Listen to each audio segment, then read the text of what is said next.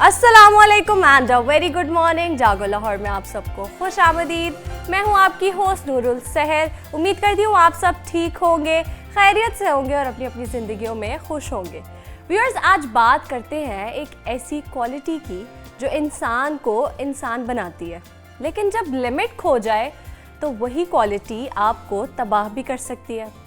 कहते हैं empathy without boundaries and self respect will kill you. और बात भी ठीक है। वो कैसे, ये मैं आपको बताती हूँ। हम सब दूसरों के दर्द को समझने, दूसरों की मदद करने और दूसरों की फीलिंग्स का ख्याल रखने में बिलीव करते हैं और करना भी चाहिए। लेकिन कभी कभी ये एम्पैथी इतनी बढ़ जाती है कि हम अपनी सेल्फ रिस्पेक्ट, अपनी बाउंड्रीज, अपनी डिग्निटी सब कुछ भूल जाते हैं। तो ज़रा सोचें, आप हर किसी की प्रॉब्लम सॉल्व करते हैं, हर किसी का एहसास करते हैं, हर किसी की एक्सपेक्टेशंस पूरी करने की कोशिश करते हैं, लेकिन ख़ुद की प्रायोरिटीज़, ख़ुद के लिमिट्स, इसका ख्याल ही नहीं रखते। और नतीजा, आपका इमोशनली ड्रेन्ड हो जाना, आपका मेंटली एग्जॉस्टेड फील करना और कभी कभी फिज़िकली टायर्ड भी और स्ट्रेस्ड भी हो जाते हैं। और लोग कहते हैं आप बहुत केयरिंग हैं, आप बहुत ज़्यादा एहसास करते हैं, मगर आपकी इस केयरिंग नेचर के पीछे कोई अपनी बाउंड्रीज तो कॉम्प्रोमाइज़ नहीं करता, अपनी डिग्निटी तो नहीं छोड़ा, लेकिन आप ऐसा क्यों कर रहे हैं? तो आज का लेसन बहुत ही सिंपल है कि दूसरों का एहसास ज़रूर कीजिए, दूसरों के लिए एम्पैथी ज़रूर रखिए और ज़रूरी भी है, लेकिन अपनी सेल्फ रिस्पेक्ट और अपनी लिमिट्स को कॉम्प्रोमाइज़ और सैक्रिफाइस मत करें। क्योंकि जब आप अपनी ज़िंदगी, अपनी पीस और अपनी डिग्निटी को इग्नोर करते हैं तो ऑब्वियसली कोई आपको ग्रैटिट्यूड नहीं दिखाएगा, कोई आपको अप्रिशिएट भी नहीं करेगा और आप फिजिकली एग्जॉस्टेड फील करेंगे और बहुत ज़्यादा फ्रस्ट्रेटेड हो जाएंगे। तो व्यूअर्स, ये था आज का एक छोटा सा सिंपल सा लेसन आप सबके लिए। अब आगे बढ़ते हैं और कुछ आज के मौसम के हवाले से बात कर लेते हैं। हमारे साथ नुमाइंदा लाहौर न्यूज़ मौजूद है जो कि हमें फील्ड से रिपोर्ट करेंगे। आज ही बिल्कुल बागों के शहर में सुबह सवेरे हल्की और ठंडी बारिश हुई है और इसी के साथ साथ जो हल्की और ठंडी हवा भी चल रही है, जिसके बाद एक मरतबा फिर सर्दी का जो एहसास है वो पैदा हो चुका है। जबकि इसी के साथ साथ जो दर्जा हरारत जो दिन ब दिन बढ़ता चला जा रहा था उसमें भी अब कमी देखने में आ रही है। आज लाहौर का ज़्यादा से ज़्यादा दर्जा हरारत 25 डिग्री सेंटीग्रेड तक जाने का इम्कान है, जबकि इससे पहले यही दर्जा हरारत 29 डिग्री सेंटीग्रेड तक भी जो है वो जा चुका था और 4 डिग्री सेंटीग्रेड तक जो है वो इस बारिश के बाद और चलने वाली हल्की ठंडी हवा के बाद दर्जा हरारत में कमी देखने को मिली है। महकमे मौसमियात के मुताबिक आज शहर लाहौर का जो कम से कम दर्जा हरारत है वो 13 डिग्री जबकि ज़्यादा से ज़्यादा 25 डिग्री सेंटीग्रेड तक जाने का इम्कान है, जबकि मौजूदा दर्जा हरारत जो है वो 14 डिग्री सेंटीग्रेड तक रिकॉर्ड किया जा रहा है। ताहम दूसरी तरफ लाहौर में दिन भर जो है वो सूरज और बादलों की आंख मचोली का जो सिलसिला है अब वो जारी रहेगा और महकमे मौसमियात की जानिब से जो है वो दिन भर वक्फे के साथ जो है वो हल्की बारिश की पेशन गोई जो है वो की गई है। जबकि जहाँ पर ये बारिश हुई है और लाहौर में हल्की और ठंडी हवा चल रही है तो वहीं पर जो फ़िज़ाई आलूदगी है उसमें काफ़ी ज़्यादा जो है वो इजाफ़ा देखने में आ रहा है। लाहौर एक मरतबा फिर दुनिया के आलूदा तरीन शहरों की फहरिस्त में जो है वो पहले नंबर पर जा चुका है, जिसका औसतन एयर क्वालिटी इंडेक्स 280 से ज़ायद रिकॉर्ड किया जा रहा है। जबकि बारिश भी जो है इससे पहले बारिश में भी इस होने के बाद भी इसमें बेहतरी जो है वो नहीं आ सकी। लाहौर में इस वक्त जो है वो जहाँ पर हवा भी जो है वो चल रही है और 7 किलोमीटर फ़ी घंटा की रफ्तार से ठंडी हवा चल रही है और ये ठंडी हवा चलने का जो सिलसिला है दिन भर इसी तरीके से जारी रहेगा। जी, नुमाइंदा लाहौर न्यूज़ हमारे साथ मौजूद थे जो कि हमें फील्ड से रिपोर्ट कर रहे थे कि आज का वेदर कैसा रहने वाला है। बहुत शुक्रिया आपका। अब आगे बढ़ते हैं और अपने पहले सेगमेंट का आगाज़ करते हैं और आज हम एक ऐसे मौजू पर बात कर रहे हैं जो बज़ाहिर नज़र नहीं आता मगर अंदर ही अंदर बहुत से लोगों को मुतासिर भी कर रहा है। इम्पोस्टर सिंड्रोम, ये वो कैफियत है जब इंसान अपनी कामयाबियों के बावजूद भी खुद को काबिल नहीं समझता और वो ये सोचता है कि शायद वो यहाँ तक अपनी मेहनत से नहीं बल्कि महज लक के सहारे पहुँचा है और दिल के किसी कोने में एक खौफ सा रहता है कि कहीं लोग इसे नाअहल ना समझ लें, कहीं इसका असल चेहरा सामने ना आ जाए। लेकिन हकीकत ये है कि ये एहसास अक्सर इन्हीं लोगों में पाया जाता है जो मेहनती, बासलाहियत और ज़िम्मेदार होते हैं। वो खुद से बहुत ज़्यादा एक्सपेक्टेशंस रखते हैं और इसीलिए अपनी कामयाबी को भी कम समझते हैं। ऐसे लोग इस कैफियत का ज़्यादा शिकार क्यों होते हैं और इसके साथ साथ इम्पोस्टर सिंड्रोम की बुनियादी नफ्सियाती वजूहात क्या होती हैं, और इस पर बात करने के लिए मेरे साथ साइकोलॉजिस्ट मौजूद हैं डॉक्टर अली अजमल। अस्सलाम वालेकुम, कैसे हैं आप? वेलकम टू जागो लाहौर। वालेकुम सलाम, I am fine, thank you. अच्छा डॉक्टर अली, सबसे पहले तो इम्पोस्टर सिंड्रोम के बारे में बताएं कि ये होता क्या है। देखिए, इम्पोस्टर सिंड्रोम एक कैफियत का नाम है जिसमें किसी शख्स को लगता है कि वो जितना सक्सेसफुल है या जो चीज़ें उसके पास हैं वो शख्स उस चीज़ के काबिल नहीं है। यानी कि उसको लगता है कि अगर उसने कोई अचीव किया लाइफ में, कोई जॉब है, कोई बिजनेस उसका सेट हो गया, कोई एजुकेशन उसने ले ली, तो उसको लगता है कि मैं इसके काबिल नहीं हूँ, मेरा कोई तुक्का लग गया, कोई चांस से, कोई लक से मैं यहाँ तक पहुँच गया। और वो अपने अंदर उसको कुछ ऐसी चीज़ें लगती हैं कि उसको लगता है कि मैं कहीं पकड़ा ना जाऊँ, कहीं लोगों को ये पता ना चल जाए कि मैं अंदर से निकम्मा हूँ। ये बिल्कुल उसको ऐसा लगता है। तो वो जो जितनी भी उसकी सक्सेसेस या जो भी चीज़ उसकी होती है ना, जो उसने अचीव की होती है, उसको लगता है कि मैं ये डिजर्व नहीं करता, पहली बात तो है। और दूसरा ये बात कि फिर मुझे ऐसी ना तुक्का लग गया, अचानक से मेरे सामने आ गई, या जो चीज़ें मैं करके यहाँ तक पहुँचा हूँ शायद वो भी इतनी ठीक नहीं थी, वो भी लोगों को ना पता चल जाए। फॉर एग्जाम्पल, अब आप देखें कि अगर हम स्टूडेंट से बात करें कि ये जो प्रोफेशनल्स हैं इनको क्या इंपोस्टर सिंड्रोम्स होती हैं। अब आम तौर पे ये देखा ये गया कि कोई भी सिलेबस है, चाहे आप किसी भी फील्ड की बात करें, अब सारा सिलेबस हर एक को नहीं आता होता उस डिग्री में। बिल्कुल ऐसे। और उसमें क्या होता है कि फिर कभी कभी कुछ हमने वो तुक्के भी लगाए होते हैं, बाद मल्टीपल क्वेश्चन वगैरह में। उसके बाद बाद ऐसा होता है कभी कभी हम एग्जाम में कोई गप्पे भी थोड़ी बहुत मार देते हैं।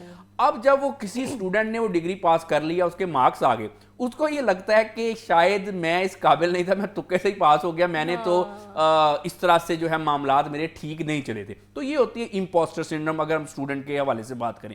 अब अगर आ जाएं आप प्रोफेशनल्स के हवाले से, उनको ये लगता है कि जो बिजनेस में मेरी सक्सेस है ये मैं इसके काबिल नहीं हूँ, कहीं ये ख़त्म ना हो जाए, ये चीज़ मुझसे छिन ना जाए, क्योंकि मैंने तो शॉर्टकट्स लिए हुए हैं। अच्छा, अब ये बात हमने समझनी है कि जो ये जो इस सिंड्रोम के हवाले से जितने भी लोग होते हैं ना दुनिया में, उन्होंने कभी भी वो परफेक्ट नहीं वो होते। हर एक ने थोड़े बहुत शॉर्टकट्स लिए ही होते हैं। मिसाल के तौर पे मैं तो आज तक किसी ऐसे स्टूडेंट्स को नहीं मिला जिसने कभी एग्जाम में चीटिंग ना की हो। अब ऑब्वियसली एक वो जो चीटिंग है, दूसरी बात है कि आपने पूरा पेपर ही नकल लगा के लिखा, लेकिन आप देखें कि हेडिंग्स पूछ लिए, एमसीक्यूज पूछ लिए। और मैं आज तक, मैं पूरी जिम्मेदारी से कह रहा हूँ, आज तक एक ऐसे स्टूडेंट को नहीं मिला जिसने कभी भी थोड़ी बहुत किसी से आगे पीछे से पूछा ना हो, चाहे एक दो मार्क्स का, वो इसी तरह से होता है। अब उसमें ये है कि फिर दूसरी बात ये होती है, आज तक कोई भी शख्स किसी ऐसे शख्स को नहीं मिला होगा जिसने अपने दिल में अपने बॉस को बुरा ना कहा हो। मोर और लेस थोड़े सभी कहते हैं को वर्कर्स को बुरा ना कहो, या फिर अपने थोड़ा कभी कभी सेल्फिश ना बनाओ। और यहाँ तक कि कोई ऐसा आपको नहीं मिलेगा जिसने अपने रिश्तेदारों को दिल में बुरा भला ना कहो, बल्कि मैं तो कह देते हैं चलो इसको एक और कर लें कि जिसने रिश्तेदारों को दिल में गालियां ना दी हो।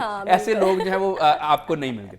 अब हमें ये लगता ये है कि किसी भी वजह से शायद हम दूसरे से अपनी कैपेसिटी वाइज कम हैं, बाकी जो दूसरे लोग हैं ना वो ऐसा नहीं करते, वो सारे के सारे परफेक्ट होते हैं। हमारे अंदर ये छोटी मोटी जो इम्परफेक्शन हैं ये पाई जाती हैं, जिसकी वजह से हमें ये कहीं ना कहीं ये लगने लग जाता है कि मैं इस चीज़ को डिजर्व नहीं करता जहां पे मैं पहुंचा या पहुंची हूं। इस कैफियत को हम कहते हैं इम्पोस्टर सिंड्रोम। तो इन्फीरियरिटी कॉम्प्लेक्स इससे कैसे डिफरेंट है? देखिए, इन्फीरियरिटी कॉम्प्लेक्स तो ये होता है ना कि मैं कोई काम करने के काबिल नहीं हूं, हर वक्त अपने आप को दूसरों से कंपेयर करना, और छोटी छोटी बात पे अपनी अगर ज़ात पे कोई बात आ जाए तो बिल्कुल गुस्सा कर जाना, क्योंकि एक इंसान ये समझता है कि मैं किसी हद में दूसरों से कम हूं, और इस हद तक कम अपने आप को महसूस करना कि आप अपनी लाइफ ही ना गुजार सके, हर वक्त इन्हीं चक्रों में पड़े रहें। उसने मुझे ऐसा कहा था, क्यों कहा था, इसकी क्या वजह होगी, कहीं इसने मुझे ये कह दिया मेरी इंसल्ट तो नहीं होगी, अपने आप को दूसरों से कंपेयर। ये होता है इन्फीरियरिटी कॉम्प्लेक्स। एक और चीज़ भी होती है, उसको हम कहते हैं इन्फीरियरिटी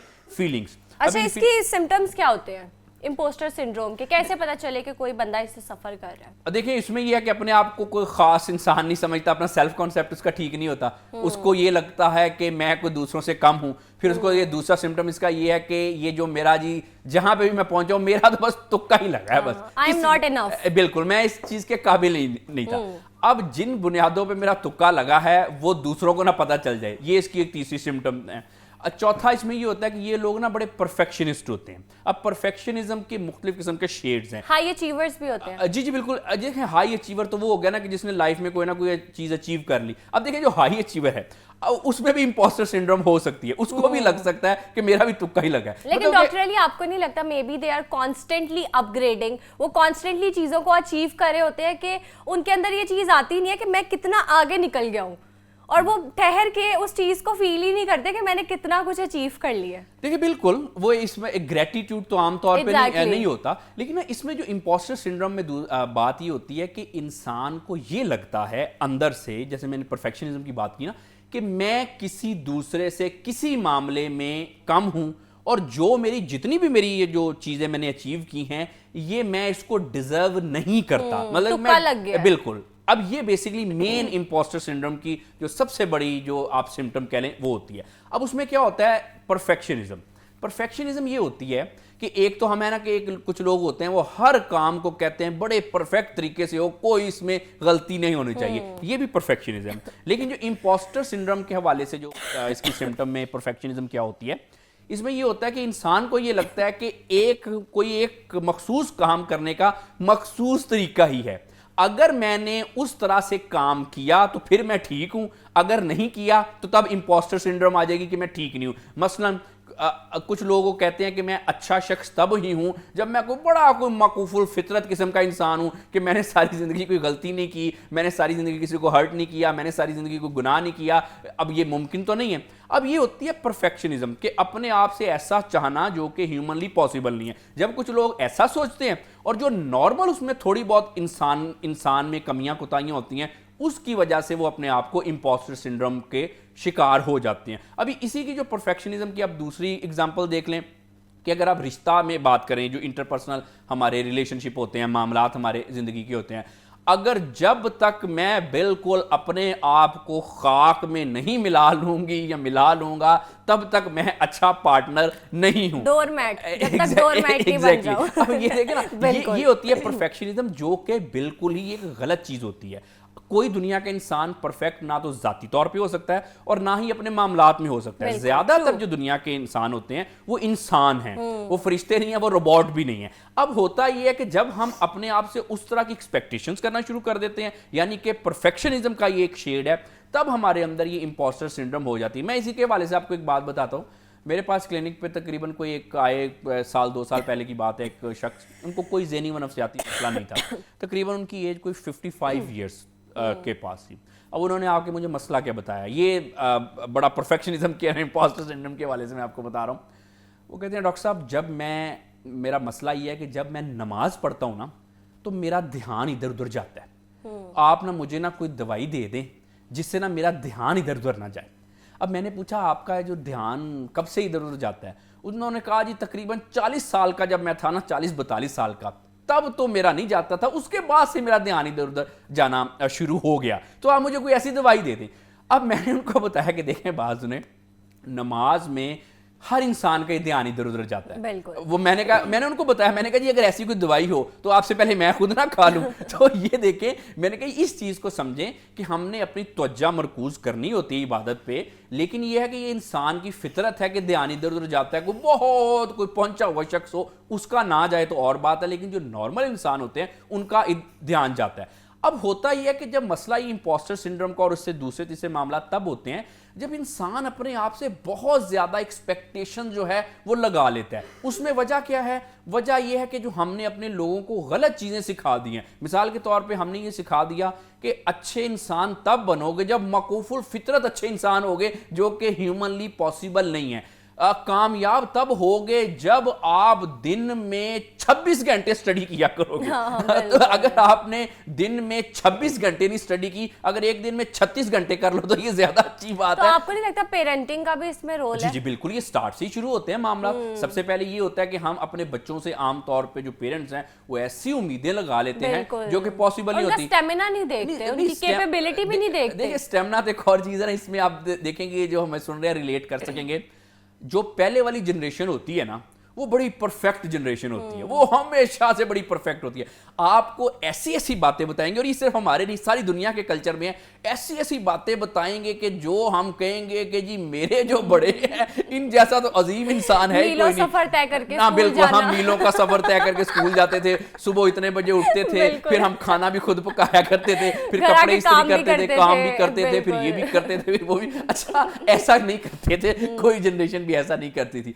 अब इसमें ये होता है कि बच्चों को शुरू से ही जो अपने बच्चों को आइडियलिस्टिक हमने इतना बना दिया कि देखो हम ऐसे करते थे। अब देखें कि ये पॉसिबल है करना जो हमसे पहले वाली जनरेशन बताती रही है और उससे पहले वाली जनरेशन उनको बताती रही है। अब बच्चे क्या कहते हैं? बच्चे कहते हैं अच्छा आप लोग इतने अच्छे थे, आप ऐसे करते थे, मैं तो जितनी भी कोशिश कर लूं मैं ये कर ही नहीं सकता। इससे क्या होता है कि स्टार्ट में ये डेवलप हो जाता है कि जी हम कोई अच्छे इंसान नहीं है, हम कोई काबिल इंसान नहीं। और ये बातें बहुत सारे लोग मुझे आके बताते हैं। मसलन एक लड़का मेरे पास, ये भी 3-4 हफ्ते पुरानी बात है, वो आया तो उसके और भी डिफरेंट किस्म के मसले थे। एक उसका मसला ये भी था, वो कहता डॉक्टर साहब मैं ना अच्छा बंदा नहीं हूं, मैं अच्छा शख्स नहीं हूं।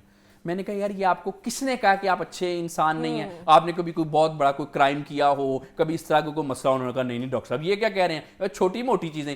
अच्छा, मैंने उसको बताया, मैंने कहा कि मुझे बताओ कि अंदर से मुझे बताओ कि आप किस बात पे कह रहे हो कि आप अच्छे इंसान नहीं हैं, अपना अंदर खोल के बताओ। अच्छा, उसने जब मुझे बातें बताई ना, मैं आपको बताऊं, मैंने उसको लामहला ये कहा, और मैंने कहा भाई आप दुनिया के ज्यादातर इंसानों से अच्छे हो। तो आप देखिए ना कि चीजें ठीक होती हैं अंदर, लेकिन हमें कुछ इस तरह की चीजें जो है माशरे में ऑल दैट वो कह लें कि सबक तो नहीं इसको कहना चाहिए, पाठ पढ़ाए जाते हैं जिससे हमें लगता है कि हम इनफ नहीं हैं। इसकी वजह से फिर इंपोस्टर सिंड्रोम्स होती हैं। और फिर दूसरा मसला ये होता है कि अगर बाद का तो कुछ फ्रस्ट्रेशन हो कि आप पे पहले ही प्रेशर है कि आपने ये आइडियल जो है ये अचीव करना है, तब आप एक अच्छे इंसान हो या तब आप कामयाब बन सकोगे। जैसे मैंने कहा कि दिन में 26 बेहतर या 36 घंटे पढ़ना। बिल्कुल सही कहा आपने। अच्छा डॉक्टर अली ये बताया कि क्या ये वक्ती होता है या परमानेंट होता है? देखिए ये ना पर्सन टू पर्सन वेरी करता है। कुछ लोगों में तो ये वक्ती कैफियत होती है, लेकिन कुछ लोगों में परमानेंट होता है। परमानेंट ऐसा नहीं है कि हर वक्त ही कोई शख्स अपने बारे में यही सोचता रहे। होता यह है कि हो सकता है आज सोचा, फिर 4 दिन बाद उसको फिर ख्याल आ गया, कुछ 10-12 दिन बाद फिर उसको ख्याल आ गया। ये एक फिक्स होता है कि जैसे मिसाल के तौर पे अगर हम पूछे ना किसी से कि आप अपने बारे में क्या समझते हो या समझती हो, तो बहुत सारे लोग कहेंगे जी मैं जी जॉली हूं, मैं जी बड़ा मिलनसार हूं, या जी मैं जी खामोश गो हूं, या मैं जी अच्छा हूं या मैं अच्छा नहीं हूं, या मैं बड़ा सेल्फ कॉन्फिडेंट हूं या सेल्फ कॉन्फिडेंट नहीं हूं। तो ये होता है हर इंसान का सेल्फ कॉन्सेप्ट। तो जो इंपोस्टर सिंड्रोम होती है ये इंसान के सेल्फ कॉन्सेप्ट का पार्ट बन जाती है। जो ये शख्स समझता है कि ये जो सारी चीजें हैं ये मेरे, इसको मैं डिजर्व नहीं करता था, वो हमेशा ही ये समझता रहता है और उसके लक पे बड़ा यकीन किया जाता है। आज भी देखें कि इस मॉडर्न एज में भी हमारी जो पढ़ी लिखी बच्चियां हैं वो एक प्रिंस चार्मिंग के ख्यालात में होती हैं कि एक प्रिंस आएगा और मेरी लाइफ जो है बदलेगी। अच्छा, अब लड़के जो हैं वो एक मोजजे के ख्याल में होते हैं कि कोई मेरा मोजजा होगा तो मेरी लाइफ के सारे मसले जो हैं वो हल हो जाएंगे। ड्रे ड्रीमिंग हम करते हैं, ख्याली पुलाव पकाते हैं। तो ये इस वजह से भी जो है इंपोस्टर सिंड्रोम और जितने भी ये दूसरे रिलेटेड इश्यूज हैं, वो कोई डिससेटिस्फैक्शन है या फिर फ्रस्ट्रेशन वगैरह होती है, उस वजह से भी होती है। इसका एक और एंगल भी है कि आप देखें कि अगर कोई किसी को लाइफ में कोई टेंशन होगी, कोई फ्रस्ट्रेशन होगी, पहले ही वो बेचारा अपने दिमाग के मुताबिक इनफ नहीं है, पहले ही वो इनफ मेहनत नहीं कर रहा, तो उससे फिर क्या होता है कि फिर ये चीज फ्रस्ट्रेशन वगैरह ये इंपोस्टर सिंड्रोम को मजीद जो है ये इसको बढ़ाती है। अच्छा डॉक्टर अली, सोशल मीडिया का बताएं कि सोशल मीडिया का इस इंपोस्टर सिंड्रोम में क्या रोल है? देखिए सोशल मीडिया का तो बहुत बड़ा रोल है। अच्छा। आजकल के दौर में सोशल मीडिया तो एक असल फसाद की जड़ है सोशल मीडिया। देखें सोशल मीडिया पे क्या हो रहा है कि सोशल मीडिया पे कोई कुछ भी कह रहा है और कुछ भी पोस्ट कर रहा है। अब सबको ये लगता है कि जी मेरी जो है लाइफ वो ठीक नहीं है, बाकी सबकी ठीक चल रही है। बिल्कुल। और सोशल मीडिया पे अपनी ऐसी इमेज हम लोग पोर्ट्रे करते हैं कि जिससे दूसरों को एक तरह से इंपोस्टर सिंड्रोम क्या कॉम्प्लेक्स हो जाता है कि देखो कितना अच्छा है। अब आप बिल्कुल, अब आप देखें ना कि ये बहरहाल बात थोड़ी सी समझने वालों के लिए इसमें निशानी है कि आप देखें कि नए नए ट्रेंड सोशल मीडिया पे आ रहे हैं। वो क्या कि आमतौर पर देखें कि बहुत सारे लोगों को इस चीज का शौक होता है कैमरे के सामने आके आंसू बहाने का। अब आप देखें ना कि ये चले जो भी किसी की याद में आंसू बहाए जा रहे हैं या कुछ भी करने के लिए आंसू बहाए जा रहे हैं, लेकिन रियल भी तो हो सकते हैं। देखिए रियल हो तो सकते हैं, लेकिन मसला ये है कि ये कब कौन से रियल होते हैं कि जब आपका कैमरा ऑन होना है तभी आपके रियल वाले आंसू निकलने हैं। ये ऐसा, अच्छा ऐसा भी तो हो सकता है ना कि अगर आपने रियल आंसू भी बहाने हैं तो भाई आप कैमरा बंद होने का इंतजार कर लें, घर में अकेले कमरे में बैठ के जो है वो आंसू बहाया करें। इतनी तो इंसान के ऊपर जो है अपनी वो मजबूत पकड़ होती है। पता कोई इतना स्ट्रांग ना हो डॉक्टर। नहीं, अच्छा मुझे आप देखें ना कि आमतौर पे जब हम बाहर निकलते हैं तो ऑब्वियसली अब आप देखिए हम इन कपड़ों में सोते तो नहीं है ना, ये हर एक कर्टसीज, एक मैनर्स होते हैं ना। अब हम जब बाहर निकलना है तो हमने अपने आप को दुनिया के हिसाब से जरा देख के, यही तो एक प्रोफेशनलिज्म है ना। लेकिन अक्सर हम कोई ऐसा वाकया सुनते हैं, जैसे आप मेरे सामने बैठे हो सकता है कोई ऐसी चीज बताए जिससे मैं रिलेट कर पाऊं और मैं इमोशनल हो जाऊं, तो इससे how am I fake and how, मतलब वो इमोशंस फेक कैसे हैं? देखिए अगर मैं रिलेट कर रही हूं और मैं इमोशनल हो गई हूं। मैं बताऊं एक आंसू होते हैं जो कैमरे के सामने खुद ब खुद ही निकल आते हैं। मिसाल के तौर पे कोई बात हुई, आंसुओं में भी डिफरेंस है। बिल्कुल, हाँ जी बिल्कुल। देखें ना अब बात यह है कि अब कोई बात हो रही है, किसी को फर्ज करें किसी की याद आ गई तो उसने रोने की कोशिश नहीं की, उसके खुद ही आंख के आंसू जो है वो टपक पड़े आंसू, ये तो रोना और है। लेकिन आप देखें कि आजकल ऐसे होते हैं जब जैसे ही कैमरा ऑन होता है इतनी जोर जोर से रोना, और उसके बाद फिर आप देखें ये भी एक नया आया, फिर जोर जोर से रोने से क्या होता है, अब मॉर्निंग शो है मैं क्या बात करूं, वो ऐसे करके वो ऐसे करके जब इतना ज्यादा रोना आता है उसके बाद फिर क्या होता है, वो ऐसे करके सू करके साफ करते हैं कैमरे के सामने नाक। आपने ये देखे नहीं ऐसे लोग, तो इसलिए अच्छा आपने नहीं देखे, चले अभी आप देख लीजिएगा, कुछ दिनों में आपको नजर आने ज्यादा नजर आने शुरू हो जाएंगे। अच्छा। अब बात ये है कि ये चीज है कि सोशल मीडिया की वजह से ना आजकल तो हमारे जो है मैं समझता हूं कि लोगों के ना दिमाग ही एक तरह से जो है वो खराब हो गए हैं। अब उसमें फिर सोशल मीडिया पे एक ये भी चीज ये है कि आम तौर पे ये देखा गया कि जो शख्स अपनी रियल लाइफ में बहुत कोई, मैं इतना अच्छा नहीं होता, मैं बुरे का वर्ड नहीं यूज करना चाह रहा था, कोई इतना अच्छा नहीं होता, सोशल मीडिया पे उसने ऐसी अपनी इमेज लगाई होती है, ऐसा मतलब कि उसने अपने आप को पोर्ट्रे किया होता है कि इससे बेहतर तो दुनिया का कोई इंसान हो ही नहीं सकता। ऐसी स्टोरीज या स्टेटस लगते हैं। बिल्कुल। अब देखने वाले क्या देखते हैं, यार कितना जबरदस्त आदमी है, कितना बड़ा दानिश्वर है, हाँ, कितना बड़ा आलिम है, और कितना बड़ा ये जो है जी अच्छा इंसान है, और बड़ा जी इसने सुबह बड़ी अच्छी रूटीन है इसकी, जिम भी जाता है या जाती है, फिर जी माँ बाप का हाथ भी बटाता है, ये बटाती है, वही जो आइडियलाइज चीज है, ये करना तो बड़ा अच्छी बात है। अब उससे क्या हो रहा है कि उस वजह से हमारे जो लोगों में ये एक मसला क्रिएट हो रहा है, एक डिससैटिस्फैक्शन हो रही है, हम उनके साथ मैच करने की अपने आप को कोशिश करते हैं, जो कि नहीं है। मैं बहुत सारे ऐसे सोशल मीडिया पे लोगों को जानता हूं कि जिनको मैं बताऊं सोशल मीडिया पे देख के ना मैं हंस रहा होता हूं, जब भी मैं उनको सोशल मीडिया पे देखता हूं ना बातें करते हुए, और मैं हंस रहा होता हूं कि क्योंकि उनको मैं पर्सनली जानता हूं। तो आप देखें कि सोशल मीडिया की वजह से ये इंपोस्टर सिंड्रोम जो है ये बहरहाल हमारे जो मामलात हैं वो ज्यादा हो रहे हैं। फिर उसमें देखें ना, फिर एक ये भी चीज है कि देखें ये भी एक सोशल मीडिया को इंपोस्टर सिंड्रोम का ही एक एंगल है कि आजकल ना जो सोशल मीडिया है उसकी वजह से नौजवान जो है ना वो नशे के आदी हो रहे हैं। अब आप पूछेंगी सोशल मीडिया की वजह से किस तरह के नशे के आदी हो रहे हैं। हमारे नौजवानों को आजकल जो है वो सस्ती बातों का सस्ता नशा लग रहा है। डिजिटल एडिक्शन नहीं, डिजिटल एडिक्शन तो हो गई ना, सस्ती बातों का सस्ता नशा। आपने बड़े सारे ऐसे नहीं सोशल मीडिया पे देखे होंगे, बगैर वजह का भाषण, ना कोई क्वालिफिकेशन, ना कोई ताल्लुक, और दो चीजें इधर से उठाई, दो माशरे से उठाई, दो इस्लाम से उठाई, दो मतलब किसी चीज में उनकी क्रेडिबिलिटी नहीं, बिल्कुल कोई है नहीं, कोई उनकी क्रेडिबिलिटी नहीं है, इधर उधर से चीजें उठाई, एक ऐसे हौश पौश सा करके बड़ी अच्छी करके बात कर दी। अब उससे होता क्या, देखने वाला तो यही समझता है ना कि यार बड़ी अच्छी बात की है, लेकिन ये इससे हमारे जो नौजवान है, ये मैं आपको डॉक्टर की कैपेसिटी में बता रहा हूं, ये नशे के आदी हो रहे हैं, और ये इसको कहते हैं बातों का नशा। बिल्कुल सही कहा डॉक्टर अली आपने। अब हम टॉपिक पे वापस आते हैं, मुझे बताएं कि इसका हल क्या है इंपोस्टर सिंड्रोम का, और थेरेपी का इसमें क्या रोल है? देखिए इंपोस्टर सिंड्रोम का ये है कि बड़ा इजी सा इसका हल है कि ये बात आप याद रखें, जितने भी लोग सुन रहे हैं सिर्फ इस बात से इनकी इंपोस्टर सिंड्रोम दूर हो जाएगी। देखें दुनिया के ज्यादातर लोग जो होते हैं ना वो 19-20 के फर्क के साथ एक जैसे होते हैं। थोड़ा बहुत फर्क होता है, आसान कर दूं कि मैं तुम हो तुम मैं हूं और हम सब एक ही हैं, किसी के भी अंदर आप झांक के देखो तो जो आपके अंदर चीजें होती हैं सारे दुनिया के इंसानों के अंदर वही चीजें होती हैं। तो इस वजह से कोई भी बड़ा मौकूफ फितरत आम इंसान वो नहीं होता। एक तो इसका ये हल है। दूसरा ये हल है कि ना हमें ना अपनी डायरेक्शन दुरुस्त करनी पड़ेगी। हमें ये देखना पड़ेगा कि हमारे लिए सही क्या है गलत क्या है, क्योंकि जैसे हमने अभी डिटेल में बात की कि इंपोस्टर सिंड्रोम होती क्यों है, ये एक बगैर वजह की मिसअंडरस्टैंडिंग और बगैर वजह की जो परफेक्शनिज्म है उसकी वजह से हमें होती है। अब हमने अपनी डायरेक्शन दुरुस्त करनी है। डायरेक्शन मैं अक्सर आमतौर पे कहता होता हूं कि मैं बतौर इंसान जो है ना, एक पर्सन के तौर पे, जेनजी जो मेरी है, ये जेनजी मेरी फेवरेट जनरेशन है। अब आप देखें, शुक्र है किसी ने तारीफ किया, वरना हम तो किसी को पसंद नहीं करते। बिल्कुल, ये आपने एक नई चीज सुनी होगी, क्योंकि हर शख्स जो जेनजी के विचारों के पीछे पड़ा है, लेकिन जो जेनजी है ये मेरी फेवरेट जनरेशन है। और ये इंपोस्टर सिंड्रोम से मैं इनको रिलेट करूं। देखिए जेनजी जो है ना,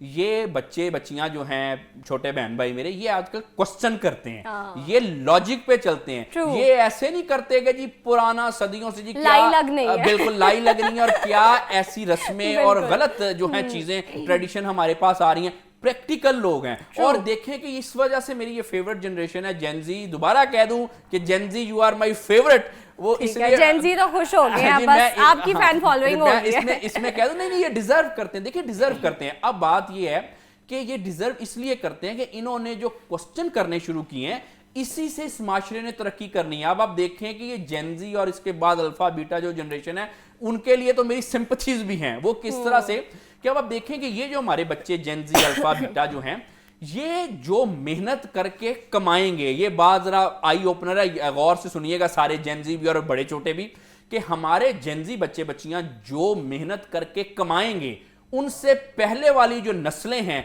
वो उनकी मेहनत का फल खा चुकी हैं और हजम भी कर चुकी हैं। अच्छा। वो कैसे, वो मैं आपको बता दूं कि अब आप देखें कि अब इस मुल्क पे जो इतना कर्जा चढ़ा, ये जेनजीज ने तो नहीं चढ़ाया, अब वो उनसे पहले वाली जनरेशन ने जो भी किया वो कर्जा चढ़ के खा पी चुके हैं। अब कर्जा है तो कर्जा उतारना तो पड़ेगा, तो वो जाहिर बात है आने वाली नस्लें मेहनत करके उतारेंगी। उसमें से बहुत सारा जो आपकी मेहनत का फल है, जो पुरानों ने कर्जे ले लेके खाए हैं, उसका आपको चुकाना पड़ेगा। तो इसलिए मैंने कहा कि जेनजी जो है मेरी फेवरेट जनरेशन है। और फिर दूसरी बात यह है कि जो इस वक्त माशरे के हालात चल रहे हैं, चाहे वो समाजी तौर पर हो या लोगों के जहन में मसले हैं, 8 करोड़ लोग इस वक्त ज़हनी व नफ्सियाती अमराज का शिकार है। आखिरी बात कर दूं, ये जेनजी ने खुद तो नहीं अपने आप को किया ना, ये जो भी माशरे में हुआ है ये पहले वाली जनरेशन ने किया है। तो इसलिए जेनजी से मुझे बहुत ज्यादा उम्मीदें हैं। मेरी फेवरेट लोग हैं जेनजी। बहुत शुक्रिया आपका। इंपोस्टर सिंड्रोम के हवाले से बात कर रहे थे कि होता क्या है, हाई अचीवर्स लोगों में ये ज्यादा क्यों पाया जाता है और इसका हल क्या है। हमारे साथ डॉक्टर अली मौजूद है। बहुत शुक्रिया आपका। अब यह वक्त हुआ एक छोटे से ब्रेक का। ब्रेक के बाद दोबारा आएंगे।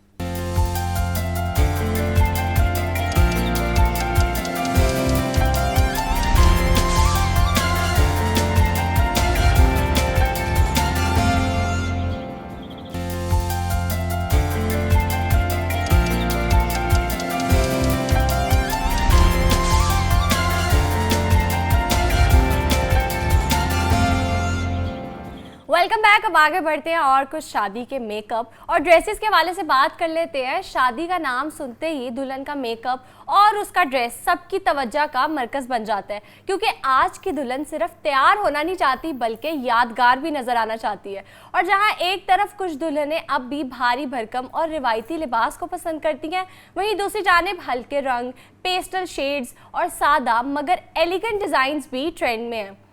और कहीं सॉफ्ट ग्लैम मेकअप का जादू तो कहीं हल्के रंगों और ड्रेसेस का चर्चा, खास तौर पे वलीमा दुल्हन का लुक अब हद से ज़्यादा मेकअप की बजाय फ्रेश, ग्लोइंग और एलिगेंट रखा जा रहा है, ताकि खूबसूरती बनावटी नहीं बल्कि नेचुरल लगे। इन्हीं दिलचस्प और बदलते ट्रेंड्स पर बात करने के लिए हम फैशन डिज़ाइनर और मेकअप आर्टिस्ट से आज जानेंगे कि आखिर क्या ट्रेंड्स चल रहे हैं और शादियों में वाकई कोई मज़ेदार ट्रेंड्स चल भी रहे हैं या नहीं। हमारे साथ मौजूद हैं आयशा और आमिना नईम। अस्सलाम वालेकुम, कैसे हैं आप? वेलकम टू जागो लाहौर। वालेकुम अस्सलाम, मैं ठीक हूँ, आप कैसी हैं? अच्छा, सबसे अल्लाह का शुक्र। अच्छा, सबसे पहले आमना मेरा आपसे क्वेश्चन है कि आजकल कौन से ट्रेंड्स चल रहे हैं ब्राइड्स को लेके?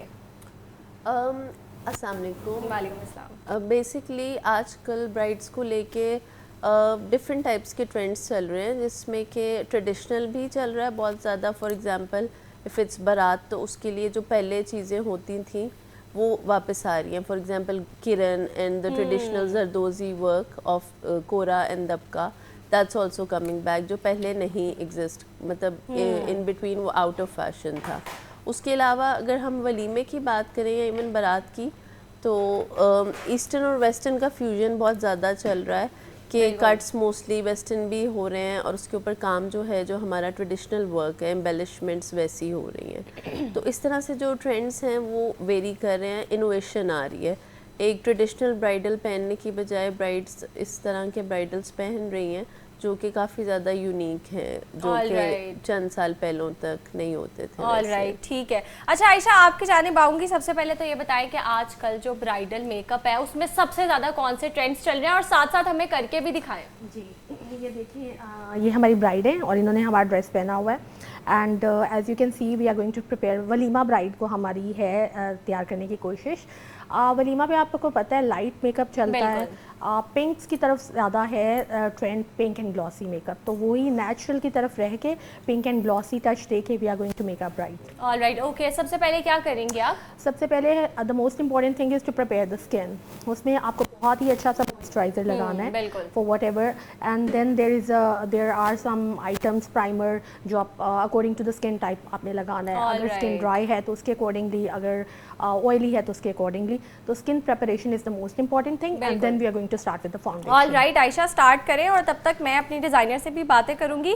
अच्छा ये बताएं कि कुछ आजकल जो हमारी ब्राइड्स हैं उनको हैवी ड्रेसेस नहीं पसंद, लेकिन कुछ है वो अपनी नानी दादी का जोड़ा निकालते हैं और बड़ी प्राउडली उसको कैरी करती हैं, बहुत प्यारी लगती है। और मैंने भी सोचा हुआ मेरी अम्मा का लहंगा बहुत प्यारा है, उसको थोड़ा सा ना मिक्स एंड मैच मज़ेदार सा ट्रेंड दे के ना पहन लूंगी जब कभी बारी आई। तो बताएं इस हवाले से कि कौन से ट्रेंड्स चल रहे हैं।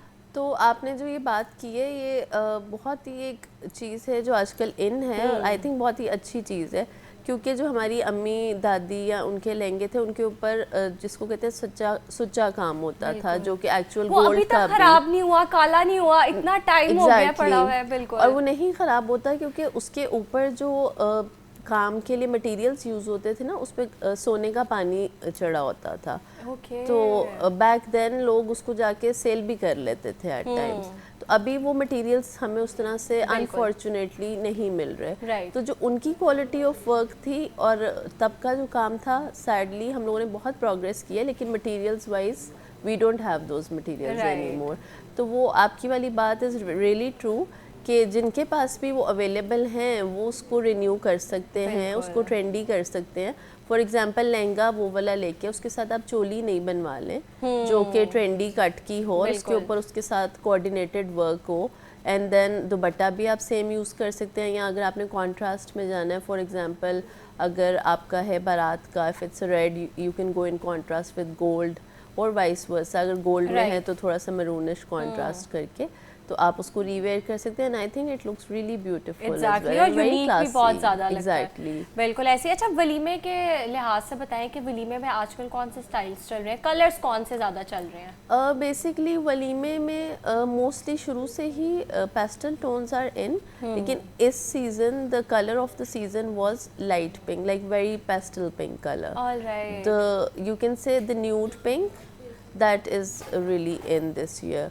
तो वो वैसे भी फॉल का कलर भी था, और ब्राइडल्स में भी I think it's a different colour too, जो कि इतना लोग पहनते नहीं हैं। तो वो एक न्यू ट्रेंड है। पहले जैसे कि सिल्वर ग्रे बहुत ज़्यादा लोग पहन चुके हैं, न्यूड भी काफ़ी ज़्यादा हो चुके हैं, so the dirty nude sort of a pink. Alright, तो दैट इज़ वो एक नया कलर है वलीमे के लिए। ऑलराइट, ठीक है। अच्छा आयशा, आपसे मैं क्वेश्चन करूंगी वलीमे के मेकअप के हवाले से कि ये बारात के मेकअप से एक तो डिफरेंट कैसे होता है, और दूसरा आप एक्सप्लेन भी करती रहे कि कौन सा स्टेप कर रही हैं आप साथ साथ। स्किन प्रिपेयर कर रहे हैं अभी, एंड आफ्टर दैट मैंने मैक का और नेकेड का 2 फाउंडेशन मिक्स किए हैं। I am going to apply the foundation, और उसके बाद फिर मैं बाकी contouring and blush and all. ठीक है, ठीक है, ऑलराइट। तो किस तरह का मेकअप चल रहा है आजकल वलीमे पे? आजकल लाइट मेकअप चल रहा है, वही मैंने आपको बताया, पिंक्स की तरफ जा रहे हैं लोग, और नेचुरल लुक ताकि हो, nude lipsticks and pink makeup. Alright, अब आप फाउंडेशन लगाएंगे इनकी स्किन टोन पे। ऑलराइट, आप साथ साथ करें उनको रेडी। ठीक है, तो आप कह रहे हैं सॉफ्ट मेकअप चलता है वलीमे के लिए, तो अक्सर हम देखते हैं कि मेकअप हमारा जल्दी ख़राब भी हो जाता है ना, जी। बड़ा पैची सा हो जाता है और लाइंस आ जाती हैं जी। तो क्या उसके लिए सिर्फ स्किन प्रेप करना काफ़ी है? अगर आपने प्रॉपर स्किन प्रिपरेशन की हुई है, स्किन प्रिपेयर की हुई है, तो फिर ऐसा नहीं होता। Alright. अगर आपकी स्किन प्रिपेयर्ड नहीं है और आप डायरेक्ट बेस अप्लाई कर रहे हैं तो फिर most of the time oxidise भी हो जाती है, ग्रे भी हो जाती है अक्सर हमारी देखिए वो फाउंडेशन। हमें ना स्किन टाइप देख के then we start a makeup. तो अगर Alright. ऑयली स्किन है, कुछ इस तरह का है, then we prepare it accordingly. तो उससे प्राइमर प्रॉपर सही लगाओ तो फिर नहीं होती। ठीक है, प्राइमर बहुत ज़्यादा ज़रूरी है। और मेकअप, आई मेकअप के हवाले से बताएं कि आई मेकअप कैसा होना चाहिए? जैसे इनका कलर बड़ा सॉफ्ट सा कलर है, तो इसके साथ कैसा आई मेकअप होना चाहिए? हम ना आई मेकअप आज तो लाइट सा ही रख रहे हैं इनके साथ, लेकिन हम इसमें स्मोकी और थोड़ा सा डार्क भी कर सकते हैं क्योंकि हमने लिपस्टिक भी लाइट रखनी है, तो वो कंट्रास्ट में ही नॉर्मली चलता है। लेकिन लाइट से स्मोकी करेंगे? जी। ऑल और लाइट से हम शिमरी करेंगे, ठीक है, शिमर भी ऐड करेंगे। ऑल राइट, आज हम स्मोकी नहीं कर रहे। All right. अच्छा आमना, आपसे मेरा क्वेश्चन है कि हम अपने हाइट और बॉडी टाइप के अकॉर्डिंग कैसे अपना ड्रेस सेलेक्ट करें?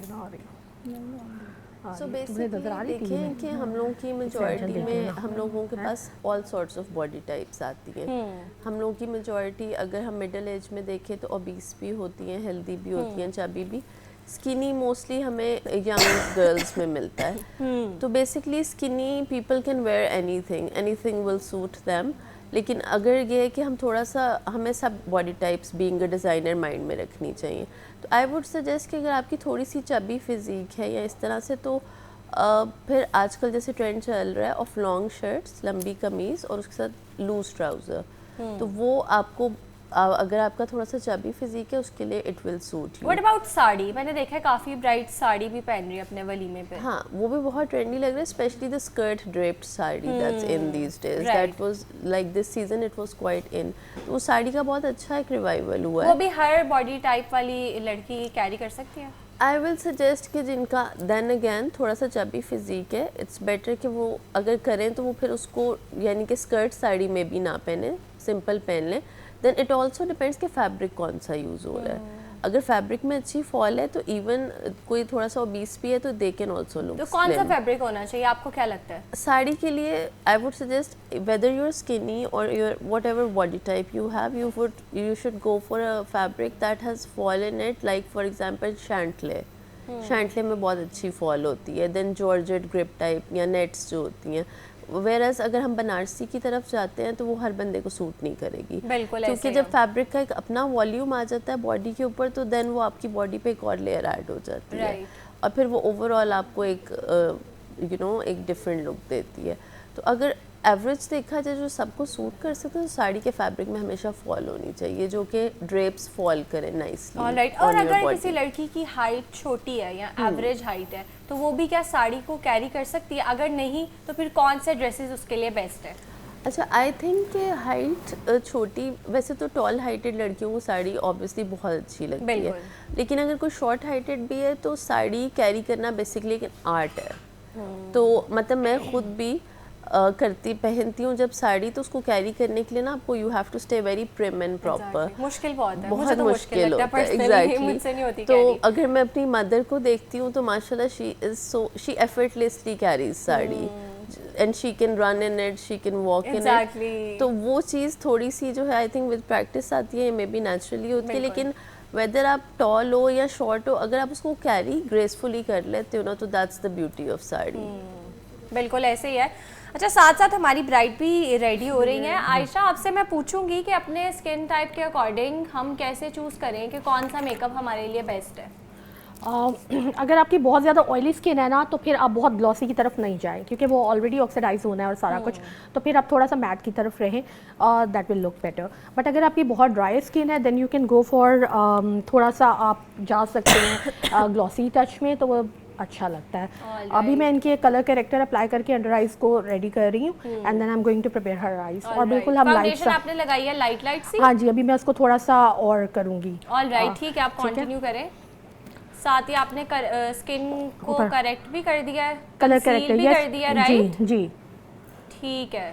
सबसे पहले आपने स्किन को प्रेप किया है, प्राइमर भी यूज किया आपने? जी, प्राइमर बेस राइट, किया। ठीक है। फिर फाउंडेशन और उसके बाद आपने करेक्शन किया, वरना यूजुअली करेक्शन एक्चुअली पहले हाँ इसमें ज़्यादा ज़रूरत नहीं थी, बट देन आई थॉट कि I have sufficient time I can do it. Right, ठीक है। लेकिन आइज का एरिया मैंने छोड़ दिया था, तो I am doing eyes now. ठीक है, ठीक है, ऑल राइट, ठीक है। तो हम जो है करेक्शन बाद में कर रहे हैं क्योंकि उनकी स्किन भी अच्छी थी, क्योंकि और ज़्यादा अनइवन भी नहीं थी, और dark अंडर आइज circles भी ही नहीं जरूरत थे। थी मुझे, तो आइज मैंने छोड़ दिया था, अब मैं आइज को कर ऑल रही हूँ। राइट, लेकिन अगर किसी को बहुत ज्यादा पिगमेंटेशन है, अनइवन स्किन टोन है, स्कार्स हैं, Then तो you start with the corrector. All right, उनको फर्स्ट स्टेप ही करेक्शन से स्टार्ट करना पड़ता है। ही फर्स्ट स्टेप होता है। मैंने थोड़ा सा टाइम को देखते हुए ना आगे पीछे किया है। कोई बात नहीं, कोई बात नहीं।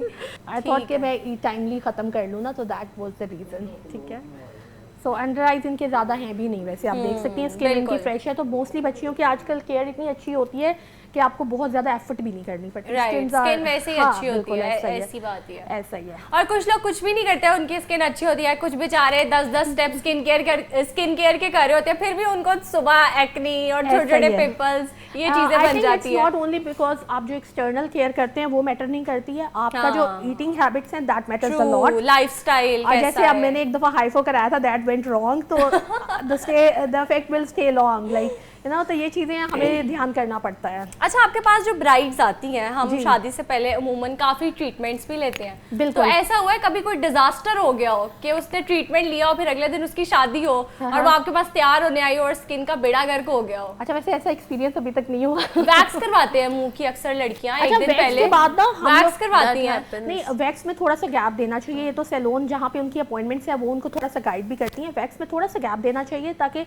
और हम ना कूलिंग मास्क लगाते हैं वैक्स के बाद, तो वो जो अगर आपकी रेडनेस या थोड़ा सा वो आता है ना तो खत्म हो जाता है। ऑल राइट, तो वी हैव टू, ये तो सैलून वाली पे डिपेंड करता है ना how she is treating that. I think services हमेशा 1 वीक पहले हो जानी एग्जैक्टली, या 10-15 दिन पहले नहीं, इतनी देर पहले नहीं हो सकती, 10-15 दिन पहले नहीं हो सकती, बिकॉज रिजल्ट्स नहीं होते। तो अभी गिव लाइक 3-4 डेज पहले कर सकते हैं क्योंकि रिजल्ट जल्दी गायब हो जाते हैं। मतलब ब्राइड को तो यूनिक लगना है ना, so you have to like बस 3 दिन के लिए यूनिक लगना है, बाद में फिर वही शक्ल निकल आती है। ठीक है। अच्छा, आपसे मैं क्वेश्चन करूंगी, ये जो पेस्टल कलर्स हैं ये बहुत ज्यादा ट्रेंड में है और मुझे लगता है काफी अरसे से है, और मुझे तो नहीं लग रहा अनकरीब इनका जो ट्रेंड है वो डेड होने वाला है। आपकी क्या राय है इस बारे में? मैं पर्सनली बहुत ज़्यादा पेस्टल कलर लवर हूँ। अच्छा। तो मैं तो चाहूँगी भी नहीं कि ट्रेंड ख़त्म हो। लेकिन ये है कि यस यू राइट, काफ़ी अरसे से पेस्टल टोन्स इन है, और अभी जैसे जैसे विद टाइम ज़्यादा इंक्रीज़ होता जा रहा है ट्रेंड, स्पेशली समर्स में, और स्प्रिंग स्टार्ट होके समर्स पूरा ये ट्रेंड चलता है। Even in shaadi where pastel colours also look really beautiful. मुझे पर्सनली लगता है कि आप कोई भी अगर काम करते हो, फॉर एग्जांपल पर्ल्स हैं या क्रिस्टल्स, रॉस्कीज, जो भी मटेरियल है वो पेस्टल कलर्स पे उसकी एक अजीब सी ड्रीमी सी लुक आती है जो एट टाइम्स डार्क कलर्स में नहीं आती। और ऑल्सो मेरा अपना एक पर्सनल पॉइंट ऑफ व्यू है, maybe I am wrong, but ये है कि जब शादी हो, मतलब शादी के इवेंट्स होते हैं तो आप ऑलरेडी बहुत ज़्यादा हैवी ज्वेलरी भी होती है, मेकअप भी होता है, तो जब आप डार्क कलर के कपड़े पहनते हो और उस पर काम भी हुआ होता है तो और फिर डार्क मेकअप भी हो जाता है। एग्जैक्टली, मेकअप भी हैवी होता है, ज्वेलरी भी होती है, तो it gives a very much like you no Hooch पॉच सॉर्ट ऑफ अ लुक कि बहुत खिचड़ी सी पक गई है। तो पेस्टल्स के ऊपर आप जितना भी काम कर लो वो कभी भी ओवर या you know it won't look like a cake. बिल्कुल ऐसा ही है, like it won't give a pastry kind of an effect. तो जिन लोगों का कलर ज्यादा फेयर नहीं है, थोड़ा मीडियम स्किन टोन है, मेरा भी मीडियम स्किन टोन है, वो भी पेस्टल स्किन कलर्स पहन सकते हैं? बिल्कुल, बल्कि मुझे लगता है कि जिनका नॉर्मल स्किन टोन होता है उन पे पेस्टल्स और ज़्यादा इनहेंस होते हैं। अच्छा, और वो कौन कौन से हैं? I think nude is a very good colors, like any tone of skin color basically. तो वो बहुत ज़्यादा उठ के आता है। उसके अलावा then I told you like the dirty pink that also looks really nice. Ice blue बहुत अच्छा लगता है। तो जो कलर्स, हाँ बहुत फ्रेश लगता है। जो कलर्स थोड़े से अवॉइड किए जा सकते हैं वो है एक तो लाइलेक और लेवेंडर, ऑल राइट, और एक मुझे लगता है पिस्ताशियो ग्रीन। एक तो वैसे भी इट्स नॉट सो इन, और सिल्वर ग्रे भी बहुत अच्छी ऑप्शन है for all sorts of skin complexions. लेकिन पेस्टल्स की जो ब्यूटी है I think it's regardless of आपकी स्किन टोन क्या है, उससे फ़र्क नहीं पड़ता, वो इन्हांस होता है आपके ऊपर। बिल्कुल। और उसकी एक अपनी ही ब्यूटी और एक ड्रीमी वाइब आती है बेसिकली। बिल्कुल। और आजकल हम देख रहे हैं बहुत सी ब्राइड्स हैं वो अपनी बारात वाले दिन भी बड़े सटल से स्किन टोन पे जा रही हैं, पेस्टल अडॉप्ट कर रही हैं, और वलीमे पे वो अक्सर डार्क पहन लेती हैं। बिल्कुल ऑपोजिट भी कर लेती हैं, वो भी बहुत अच्छा लगता है। फॉर एग्जांपल बारात पे कुछ ब्राइड्स को मैंने देखा है, जो यहाँ मेरे पास क्लाइंट्स भी आई हैं, अक्सर प्रेफर करती हैं कि they want to wear like a plain sort of an off white jora, उसके ऊपर वो ज्वेलरी बहुत हैवी कर लेती हैं और साथ मेकअप, वो कॉम्प्लीमेंट करता है, तो वो कॉम्प्लीमेंट करता है and it gives a very unique look as well, क्योंकि वो रेड और गोल्ड सदियों से हम लोग देखते आ रहे हैं, वो हो रहा है, तो मोर और लेस जो है वो ब्राइड सेम लगती हैं आई फील लाइक। तो उसमें थोड़ी सी इनोवेशन बारात में होनी चाहिए ताकि तो रेड और गोल्ड की जगह कौन से कलर्स हम पहन सकते हैं? मेरा पर्सनली जो ओपिनियन है कि अगर आप रेड पहनना चाह रहे हैं तो one of the very good option is कि आप रेड ऑन रेड पे भी जा सकते हो। For example red on red, okay, कि अगर आपका जोड़ा रेड कलर का है तो उसके ऊपर आप काम भी टोन्स ऑफ रेड में करवा सकते हैं, जैसे मैरून्स एंड रेड्स। मेरा बल्कि the first jora that I made for the fashion show that I did in PFTC fashion week, that was also red on red dress. अच्छा, and it looked really beautiful. It was like a gown but a bridal gown.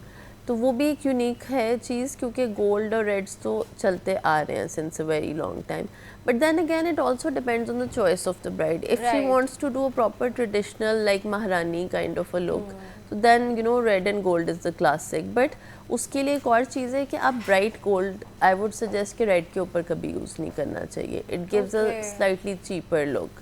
तो you can go for like bronzer या dull gold या subtle gold, क्योंकि वो red भी एक आपको पता है itself it's a very screaming color, and when you put bright gold on it then it's like too much, like you know, too much bling.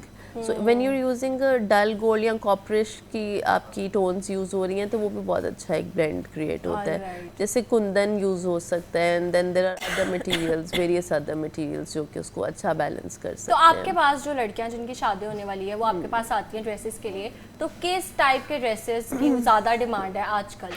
Bridals में bridals में बेसिकली मैंने जो ऑब्ज़र्व किया है कि पहले आप कह सकती हैं 2-3 साल पहले इतना ये ट्रेंड नहीं था, लेकिन अभी लोगों को बहुत ज़्यादा कट्स की अवेयरनेस है और वो बहुत ज़्यादा कट्स में एक्सपेरिमेंट करना चाह रहे हैं. They are willing to do that even despite of their age, even if it's some middle-aged person, a young girl, or like you know with any body size, but they're willing to, they don't want simple cuts. मतलब वो salwar simple trouser shirt या simple sari या simple लहंगे की बजाय they want a lot of innovation, like how internationally पहले हम देखते थे कि इंटरनेशनल डिज़ाइनर्स के वो कट्स होते थे. फॉर एग्जांपल कैस्केड्स, आपको पता है जो इधर से यू रफल्स जा रहे होते हैं, वो डिटेलिंग ब्राइडल्स में भी आ गई हैं. उसके अलावा फीचर्स वो अच्छे भी बहुत लगते हैं, वो अच्छे लगते हैं, बैलेंस हार्मनी क्रिएट हो जाती है ना, ट्रू, कि काम के साथ आपने कट भी ऐड कर दिया और वो एक फ्यूजन अच्छा क्रिएट होता है. ऑलराइट, अपनी ब्राइड की तरफ चलते हैं. और क्या बात है, आई मेकअप स्टार्ट कर दिया आपने? थोड़ा शिमर ऐड करना है, मैंने इनकी बेस रेडी कर दी है और we are done with 50% of the makeup because we have to take care of the time as well. तो अच्छा बताएं, अगर आपके पास ब्राइड है और वो कहे मेरा नेचुरल मेकअप कर दे, तो फिर आप क्या करेंगी? देखिए, नेचुरल मेकअप में भी सब कुछ करना पड़ता है. ये लोग कहते हैं नेचुरल कर दे, हमें हर चीज़ अप्लाई करनी पड़ती है, बट उसको बहुत ज़्यादा प्रोमिनेंट नहीं करना होता, बहुत ओवर नहीं करना होता, और ओवर आज कुछ भी नहीं कर रहे होते. आजकल सब यही कहते हैं कि नेचुरल हो, वाइट बहुत ना, नहीं, लेकिन कुछ लेडीज आती हैं वो कहती हैं नहीं स्किन टोन से 2 शेड लाइट कर दो, चिट्टा कर दो. So we have different variety of people. कुछ कहते हैं कि कर दो और कुछ कहते हैं कि नहीं, तो we have to handle accordingly. We are almost done. अब मैंने लैशेस अप्लाई की हैं. अच्छा, कितना रह गया हमारी जो ब्राइड है इनका मेकअप? देखें, आईज का फाइनल टच दूंगी, लाइनर लगाऊंगी, मस्कारा वगैरह. मैं चाहूंगी आप साथ-साथ करें मेकअप, क्योंकि ना टाइम हमारे पास काफी बिल्कुल मैं कर रही हूं. टिप्स भी देती रहे हमें और साथ-साथ मेकअप भी कंटिन्यू करें. मुझे पेंसिल्स हैं, लिप पेंसिल्स. तो आपने लैशेस भी अप्लाई कर दी? जी, लैशेस मैंने अप्लाई कर दी हैं. अब मैं ब्लशन करके इनको, तो ब्लशन ब्रश और साथ आपने कॉन्टोर किया है इनको? बिल्कुल लाइट सा कॉन्टोर कर दिया है, और ज़्यादा इनको ज़रूरत नहीं है. बहुत ज़्यादा इनका फेस कट देखें बिल्कुल चबी भी नहीं है, तो we will do it a little bit, not too much. ठीक है. अब हमने इनका जब तक आईज ड्राई होती हैं ये कर लें, उसके बाद में Blush लाइनर apply कर रहे हैं। जी, उसके बाद लाइनर हम करेंगे। तो ये वाला pink colour is pink peach, these are very much in Right. Trend these days. और अगर हम अपना मेकअप आर्टिस्ट सेलेक्ट करें, ऑब्वियसली शादी एक बड़ा दिन होता है, बड़ा बिल्कुल। इंपॉर्टेंट दिन होता है, तो किन चीज़ों का ख्याल रखना चाहिए? कि उनके प्रोडक्ट्स अच्छे हों ओके, प्रोडक्ट्स एंड डेफिनेटली ये तो पर्सन टू पर्सन अक्सर वेरी लोगों के करता पास है। बहुत बड़े बड़े ब्रांड्स होते हैं, लेकिन जब तैयार होकर निकलो तो अब बिल्कुल कुछ भी नहीं अच्छा लग रहा होता। और कुछ लोग हमारी लोकल प्रोडक्ट से इतना ये भी प्यारा है, मेकअप कर लेते हैं। Makeup is art, That's yes you are right, Exactly. Yes. तो आई गेस इसमें हाथ का कमाल है प्रोडक्ट से ज्यादा। दोनों I think 50-50 you can say. या ओके, ठीक है।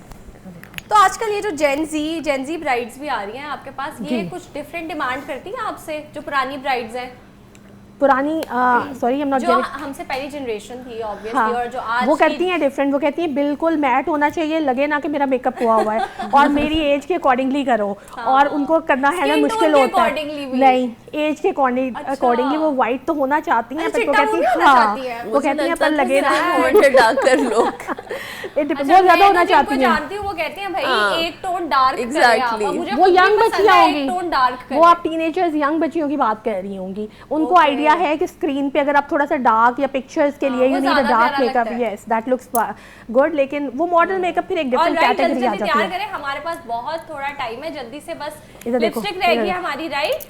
अच्छा आमीना, आप पानी बताएं दो। मुझे तब तक जो हमारी न्यू ब्राइड्स हैं इनको आप क्या एडवाइस पानी। करेंगी? रिगार्डिंग जो इस तरह इनके का गोल्ड ड्रेसेस भी था हैं, एक। या अगर आपने जैसे पहले बात की है कि अक्सर हम बहुत ज़्यादा बंद लाउड करो। लगता है क्योंकि ज्वेलरी भी हैवी, मेकअप भी हैवी, और फिर हमारा जोड़ा वो भी हैवी, तो कैसे हम लाइट रखें या बैलेंस मेंटेन करें अपनी तीनों चीज़ों में? मैं ये सजेस्ट करूँगी कि बारात एक ऐसा इवेंट होता है कि उस पर आप अगर लाउड चले भी जाओ तो वो अच्छा लगता है, तो उस पर आप वो चीज़ एक्सपेरिमेंट कर सकते हो। Like Right. आपका जोड़ा भी अगर हैवी है, अगर आप ज्वेलरी भी हैवी रख रहे हो, it looks pretty if you are wearing a jhoomar, tikka, nath and like you know all the हार्स एंड एवरीथिंग। लेकिन उसके साथ फिर आप मेकअप सटल कर लें। अगर जब जोड़ा और ज्वेलरी सब कुछ बहुत हैवी हो रहा है तो बारात पे loud looks good, but you have to balance it somehow either with the makeup और द ज्वेलरी। और वलीमे पे आई वुड सजेस्ट कि they can go for a very simpler pretty dewy sort of a look, like you know the dress can also be obviously of course if it's in a light color, तो वलीमे का ये है कि light colour के ऊपर काम तो वैसे ही बहुत खूबसूरत लग रहा होता है और उठ रहा होता है काम उठ उसके रहा ऊपर। होता है और उसमें वो थोड़ा सा कट में भी एक्सपेरिमेंट कर सकती हैं फॉर द वलीमा। ज़रूरी नहीं है कि वो लहंगा ही पहने या मैक्सी या कुछ ऐसा कट ही पहने, they can even wear like a ball gown और मे बी लाइक जैसे आप बात कर रही थी जो ड्रेप्ड साड़ीज़ चल रही हैं वो भी बहुत अच्छी लगती हैं, बिल्कुल। तो उस तरह से कुछ पहन के मिनिमम ज्वेलरी एंड स्टाइलिंग भी अपनी मिनिमम करके, ताकि एक डिफरेंस भी क्रिएट हो जाए बिटवीन 2 days कि आप बारात पे डिफरेंट लग रहे हो और वलीमे पे आपकी एक modern like modern day bride look आपकी आ जाए। ऑलराइट, और फैब्रिक्स का भी बताएं कि कौन से फैब्रिक सबसे ज़्यादा बेस्ट हैं और वो बड़ी रिच लुक देते हैं, अच्छी लुक देते हैं, क्योंकि अक्सर काम बहुत प्यारा हुआ होता है लेकिन हाँ जी। फैब्रिक इतना बुरा होता है कि वो मेकअप बेशक अच्छा हो, ज्वेलरी बेशक अच्छी हो, दुल्हन बिल्कुल नहीं अच्छी लग रही बिल्कुल। अच्छा, काम के लिए बेसिकली जो हम लोग being designer fabric mostly use कर रहे होते हैं ना वो नेट है, द टॉप फैब्रिक। उसका रीज़न ये है कि नेट के ऊपर आप जितना भी भारी काम कर दें वो ना फटेगा ना छिंचता है, whereas if you're using chiffon या फिर ऑर्गेन्जा तो वो काम करते करते कहीं ना कहीं से डैमेज हो सकता है। लेकिन अगर नेट आप यूज़ करें ना फिर उसके नीचे lining should be so beautiful कि वो उससे उसकी टोटली लुक ट्रांसफॉर्म हो जाती है, because net is a very see through fabric, right? So whatever you put underneath it is gonna show, so the lining can be the game changer of your outfit, whether it's barat or walima. Alright, तो हमारी bride बिल्कुल ready हो चुकी है, बहुत प्यारा सा soft सा मेकअप किया, आई मेकअप भी बहुत प्यारा लग रहा है, लिपस्टिक भी आपने बहुत सॉफ्ट सी रखी है, तो बहुत प्यारा मेकअप किया है। तो ये सॉफ्ट ग्लैम मेकअप था, एग्जैक्टली, बिल्कुल नहीं वलीमा मेकअप, और उसको थोड़ा आपने सॉफ्ट बहुत रखा है। सॉफ्ट लाइट सा, यस। वलीमा पे नॉर्मली लाइट लुक ही चलती है, इतना ज़्यादा डार्क नहीं prefer बिल्कुल करते लोग। ऐसे ही है। और साथ साथ हमारी फैशन डिजाइनर भी मौजूद थी, इनका भी शुक्रिया अदा करेंगे। और आज हम बात कर रहे थे वलीमे लुक के बारे में कि कौन सी लुक्स हैं जो अच्छी लगती हैं और आजकल कौन से ट्रेंड्स चल रहे हैं, कपड़े कौन से आजकल इन है। हमारे साथ फैशन डिजाइनर आमिना नईम मौजूद थी और साथ साथ मेकअप आर्टिस्ट आयशा। आप दोनों का बहुत ज्यादा शुक्रिया, thank you so much for calling us. You are welcome. अब यहाँ लेंगे एक छोटा सा ब्रेक के बाद दोबारा आएंगे।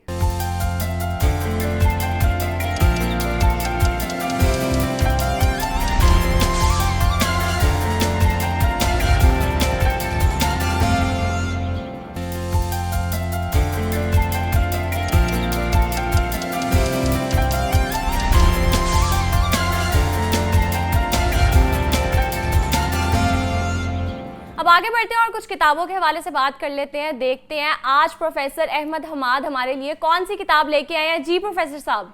आज की किताब बुक कॉर्नर झेलम वालों ने शाया की है, और बुक कॉर्नर झेलम वाले जब भी शाया करते हैं कुछ शानदार चीज़ ही होती है।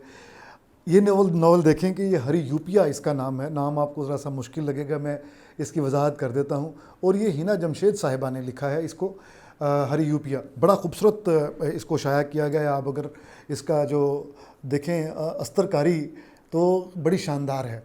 और इसमें अब आपको तस्वीरें देख के अंदाज़ा हो गया होगा कि कोई तारीख़ी किस्म का मौजू है इसका। तो बिल्कुल हरी यूपिया हड़प्पा का पुराना नाम है, जो हमारे यहाँ साहिवाल के साथ कदीम बस्ती है। और दरियाए अरावती, जो कि दरियाए रावी जिसको हम कहते हैं, जहाँ पे हमारा लाहौर शहर मौजूद है, यही आगे साहिवाल के करीब से गुज़रता है। और ये हड़प्पा इसके किनारे पे वाक़या था। और हड़प्पा जब बर्बाद हुआ और उसके बाद मोहनजोदाड़ो जब बर्बाद हुआ, तो उसमें नहरों दरियाओं की और पानी का लाजमन कोई ना कोई कई तरह के अंदाज़े हैं कि ये शहर क्यों बर्बाद हुए, सिविलाइजेशन क्यों तबाह बर्बाद हो गई। तो कई तरह के अंदाज़े हैं। उनमें से एक अंदाज़ा ये भी है कि शायद बेपनाह बड़ा सैलाब आया, जिसकी वजह से ये बस्तियाँ मिट गईं सफ़ाए हस्ती से। तो बहरहाल हरी यूपिया जो नावल है, ये डॉक्टर हिना जमशेद साहिबा ने बड़ी मोहब्बत से लिखा है। मुझे याद आता है कि जब मेरी एक दफ़ा सीनियर हमारे दोस्त हैं सरफराज सैयद, तो उनसे मुलाकात हुई और मेरी पहली किताब थी और मैं उनके पास लेके गया किताब। तो वो किताब पढ़ के बड़े खुश हुए और उन्होंने कहा कि यार मेरा दिल चाहता है कि हड़प्पा में चांद की चांदनी में कोई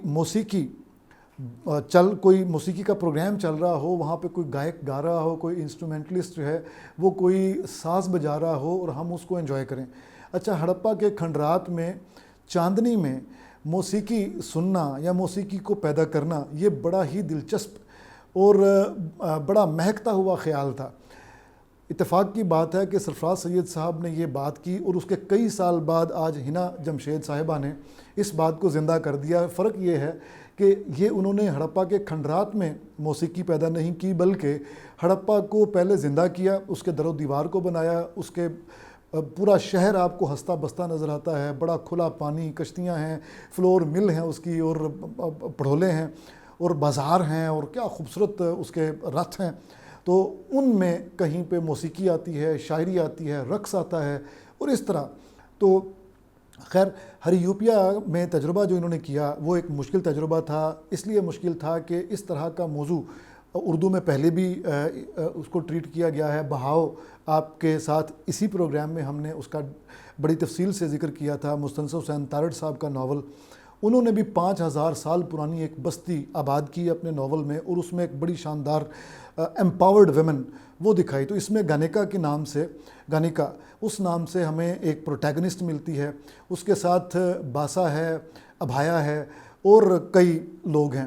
तो ये जो मुज़ाफ़ात से शहर की तरफ आता है एक ख़ानदान, एक साथ उसके दोस्त भी है, गानिका का ख़ानदान, वो कैसे हड़प्पा में दाखिल होता है, क्या उनको मुश्किलात का सामना होता है, हड़प्पा में जाके उनसे उनकी मुलाकात किस तरह के लोगों से होती है, और वहाँ पे जो मेले ठेले हैं, वहाँ पे जो तजारत होती है, उसमें जो घपले होते हैं, पहरेदार किस तरह से हमला आवर होते हैं, करप्ट कितने लोग हैं, सबसे बड़ा जो प्रोहत है वो किस तरह वो इंसाफ पसंद है कि नहीं है। हिना बीबी ने इसकी जुमला जुज़ियात इसमें शामिल कर दी हैं। इसलिए मैं खराज तहसीन पेश करता हूँ, क्योंकि जब आपके पेश रो में मुस्तनसर हुसैन तारड़ जैसा बड़ा नाम हो, एनी आपा साहब जैसा बड़ा नाम हो, तो फिर ये हाथ डालना, इस तरह के तारीख़ पे नावल लिखना, ये कोई आसान काम नहीं था। तो डॉक्टर साहिबा ने इस आसान काम को, इस मुश्किल काम को आसान कर दिखाया।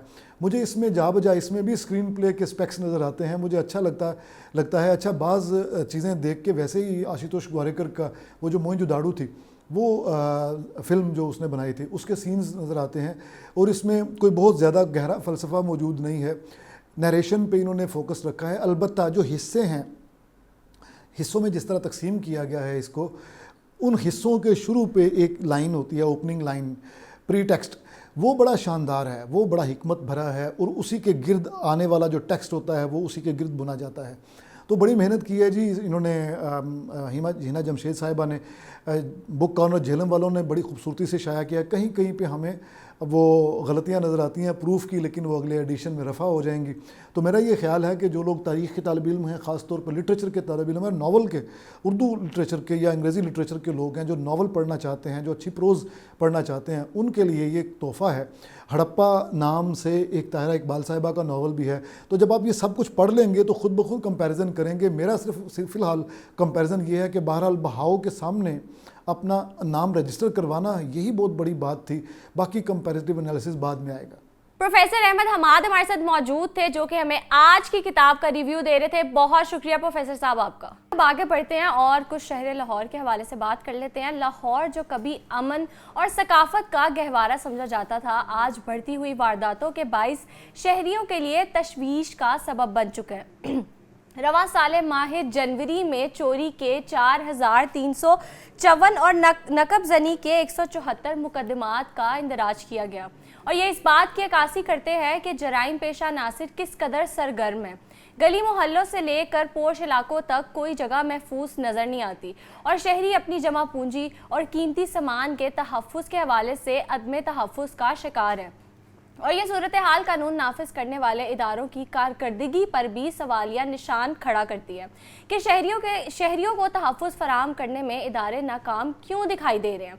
और आज हम इसी मौजू पर बात करेंगे अपने क्राइम रिपोर्टर मुजाहिद लतीफ़ से। अस्सलाम वालेकुम, कैसे हैं आप? वेलकम टू जागो Lahore. Thank you very much, आप ठीक हैं? अल्लाह का शुक्र। अच्छा मुजाहिद, सबसे पहले तो ये बताएं कि लाहौर में चोरी और डकैती के जो वाक़यात हैं वो इतने ज़्यादा क्यों बढ़ रहे हैं? हालांकि हमारे पास इतनी फोर्सेस हैं, नई नई फोर्सेस आ रही हैं, फिर भी हम इसको कंट्रोल नहीं कर पा रहे।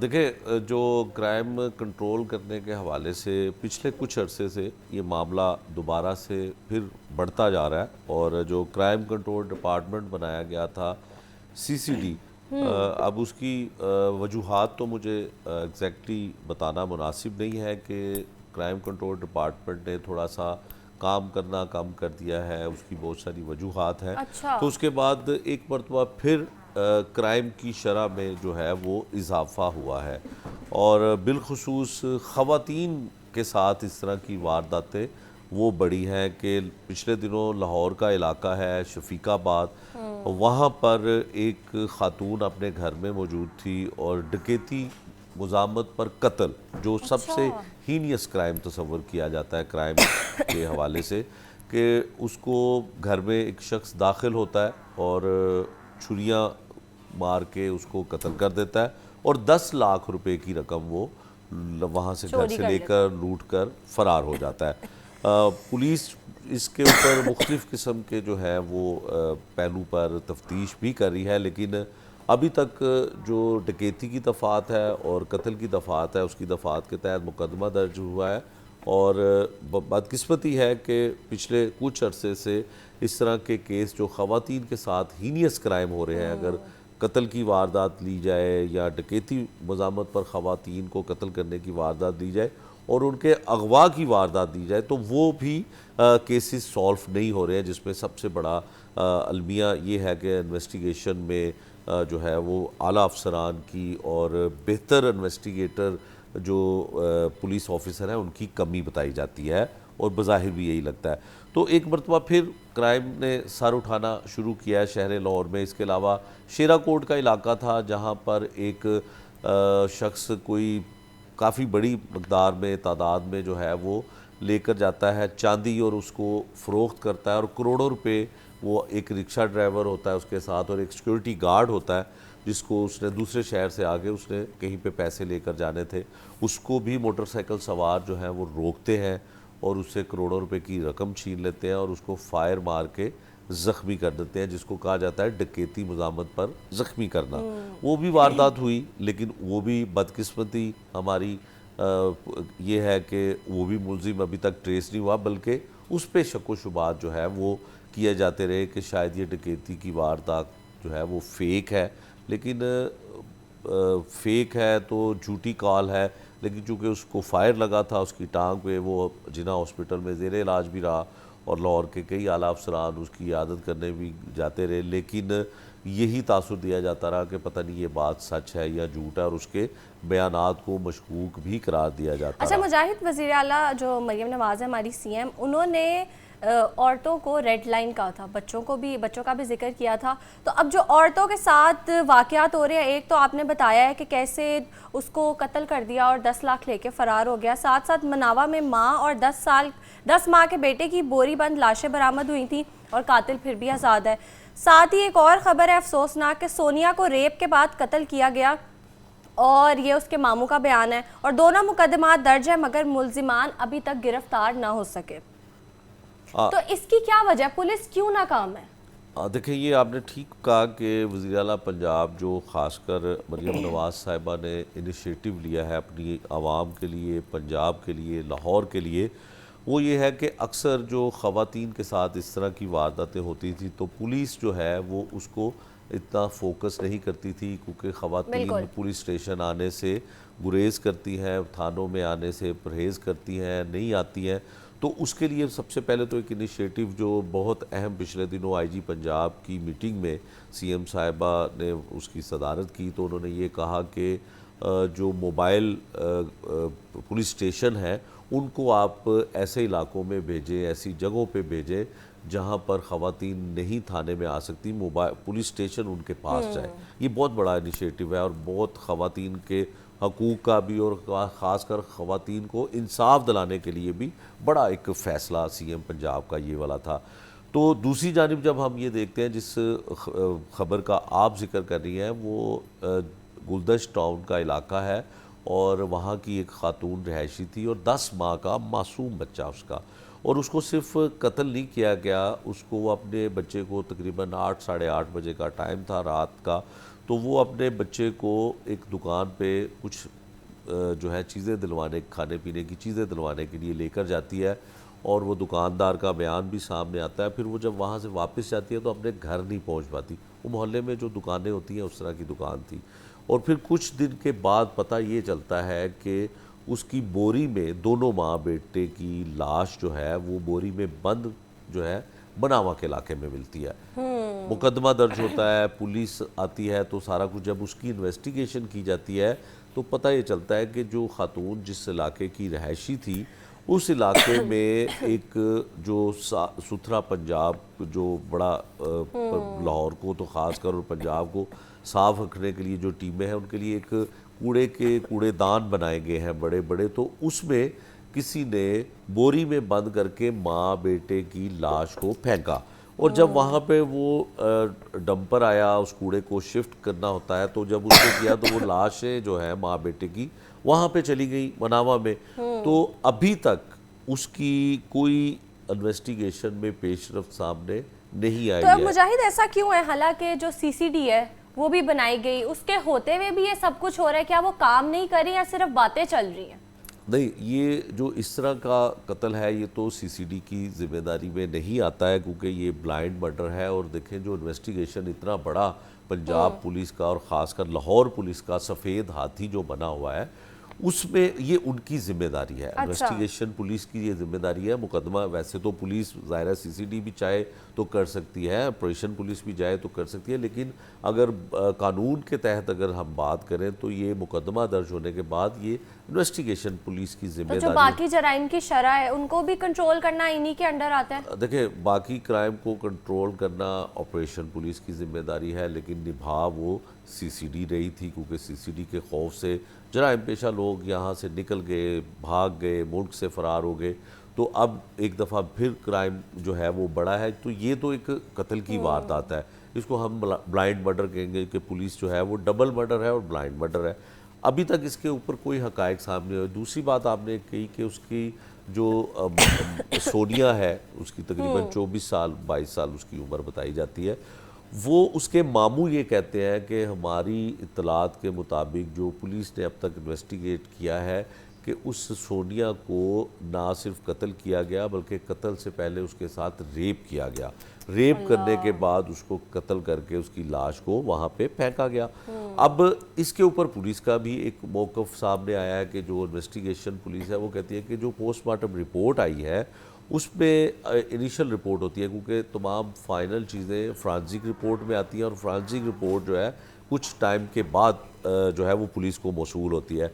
जो इनिशियल पोस्टमार्टम रिपोर्ट है उसमें उन्होंने ये लिखा है कि कॉज ऑफ डेथ क्या है इसकी मरने की, खातून के और बच्चे की मरने की वजह यह है कि इनका सांस बंद हुआ, सांस बंद होने की वजह से इनकी मौत वाक़या हुई। उसमें इसके उनके मुंह के ऊपर कोई कपड़ा रख के, कोई तकिया रख के या किसी तरह से उनका सांस बंद किया गया और उसकी मौत वाक़या हुई। उसके जिस्म पे उस तरह से कोई फायर करने के, कोई छुरी मारने के, इस तरह के कोई निशानात नहीं है। दूसरी जानिब पुलिस जो है वो ये कहती है कि हम अभी जो रेप वाली बात है उसकी जो है वो कंफर्मेशन नहीं दे सकते, क्योंकि उसमें पोस्टमार्टम रिपोर्ट में ऐसी कोई बात नहीं आई। लेकिन इनके मुल्जिमान आज़ाद घूम रहे हैं, क्या हमारी पुलिस इतनी निकम्मी है कि अभी तक वो इनको गिरफ्तार नहीं कर सकी?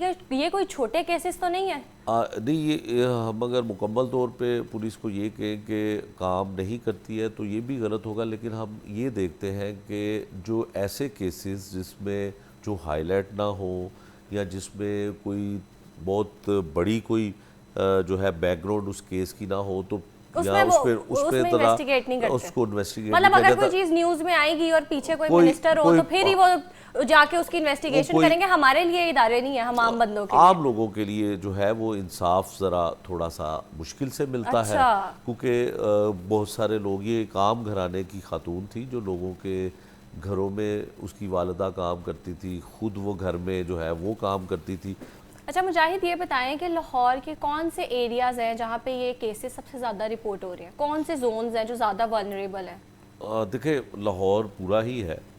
जैसे ख़वातीन का हम अभी एक जिक्र कर रहे थे, तो एक ख़ातून जो तकरीबन 6 माह या 4 माह गालबन उसको हो गए हैं, ग्रीन टाउन के इलाके से, वो वहाँ से अगवा होती है और उसकी FIR green town police station में दर्ज होती है। इसमें बहुत सारी बड़ी दिलचस्प इसमें स्टोरी है। वो कुछ इस तरह से है कि एक बच्ची की माँ और उसकी उम्र है 22 साल, वो अगवा होती है। उसका शोहर अपनी मुद्दत में थाना ग्रीन टाउन पुलिस स्टेशन में मुकदमा दर्ज करवाता है कि मेरी बीवी को जो है वो तलाश किया जाए, मेरी बेटी को छोड़ के वो जो है वो चली गई है या उसको कोई अगवा करके ले गया। 365 जो होती है वो अगवा की FIR होती है। खातून जब अगवा होती है वो FIR दर्ज हो जाती है, पुलिस इन्वेस्टिगेट करती है, तो पता ही चलता है कि CDR निकलवाए जाते हैं, उसका कॉल डाटा निकलवाया जाता है। तो सरगोदा की एक खातून रिहायशी उसके राब्ते में होती है और पुलिस उसको इन्वेस्टिगेट करना शुरू करती है, तो पता चलता है वो खातून उसके पास जाती है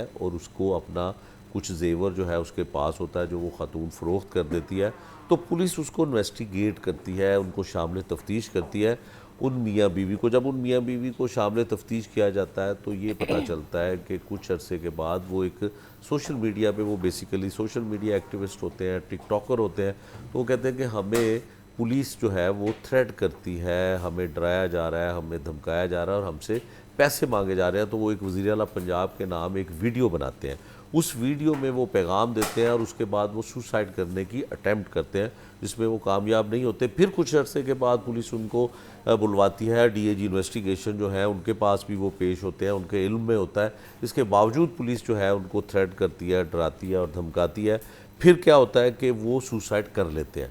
अच्छा, जहरीली गोलियां खा के वो दोनों मियाँ बीवी मर जाते हैं और पुलिस जो है वो उसमें उनको बाद में बेगुनाह कर देती है। इस सारे मामले पे वज़ीर आला पंजाब एक्शन लेती है और एक JIT बनाई जाती है।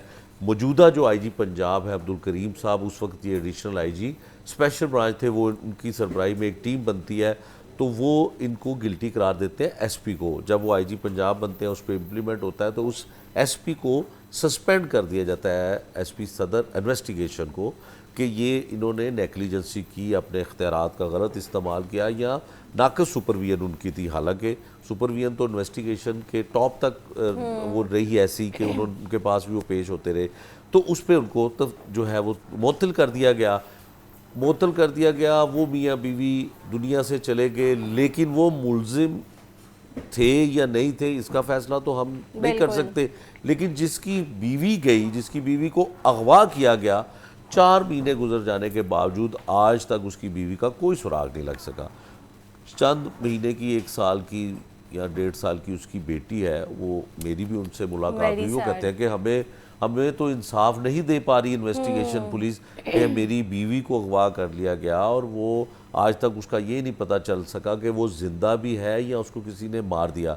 अब 2 मियाँ बीवी ने सुसाइड कर ली। इसी केस में पुलिस के रवैये से दिल बर्दाश्ता हो गए, लाहौर इन्वेस्टिगेशन पुलिस के रवैये से दिल बर्दाश्ता होकर वज़ीर आला पंजाब जो है इसका नोटिस लेती हैं, वज़ीर आला इसकी मुकम्मल इंक्वायरी करवाती हैं इंसाफ फराहम करने के लिए। अब वो इंक्वायरी तो हो गई कि उसमें सज़ा भी मिल गई कि उन्होंने किया, सस्पेंड किया उसको, लेकिन जिसकी बीवी अगवा हुई है, जो खातून 4 महीने से जिसका कोई पता नहीं है कि वो ज़िंदा भी है या उसको खुदा न खासा मार दिया गया है, उसका केस तो कोई सॉल्व नहीं हुआ। फिर इसी तरह से डिफेंस सी में एक खातून ऐसे ही अगवा हुई, लापता हुई नौजवान लड़की थी, 16 साल उसकी उम्र बताई जाती है, माली की बेटी थी, उसका भी 8 माह गुजर गए हैं, उसका भी वेरी सैड। शहर लाहौर के हवाले से हम बात कर रहे थे, एक तरफ लाहौर को दुनिया की मॉडर्न सिटीज़ के साथ कंपेयर किया जाता है, लेकिन दूसरी जानिब इस मॉडर्न सिटी में आज भी अजीबो गरीब क्राइम पाए जा रहे हैं, किडनैपिंग, रेप और कत्ल जैसे crime.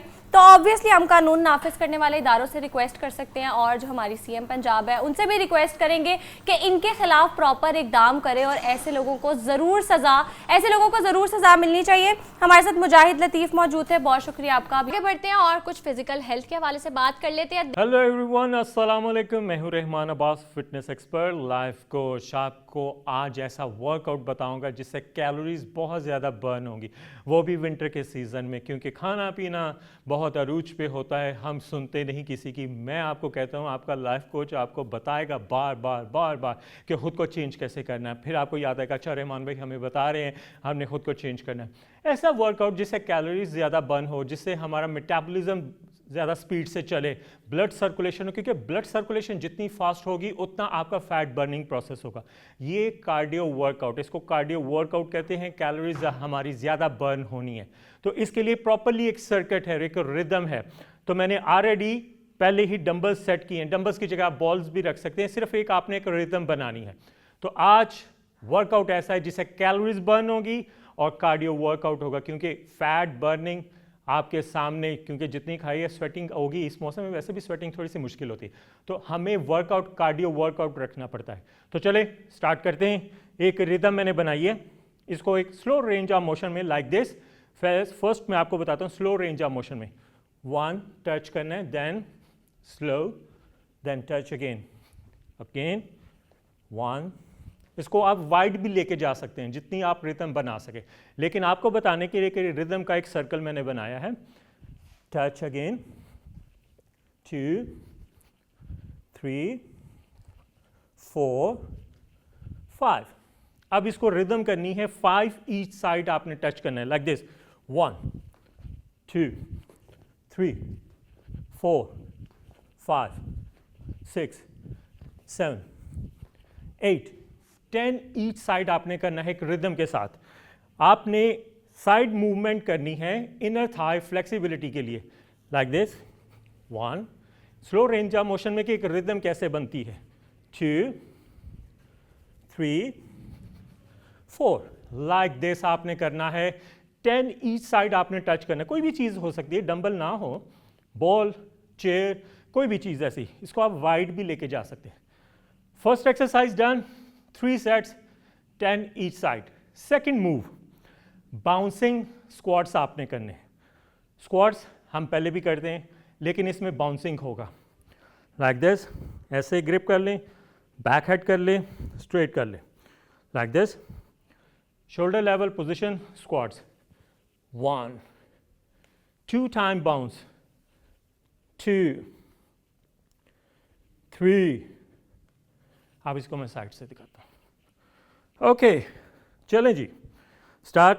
Yup 1 2 3 4 5।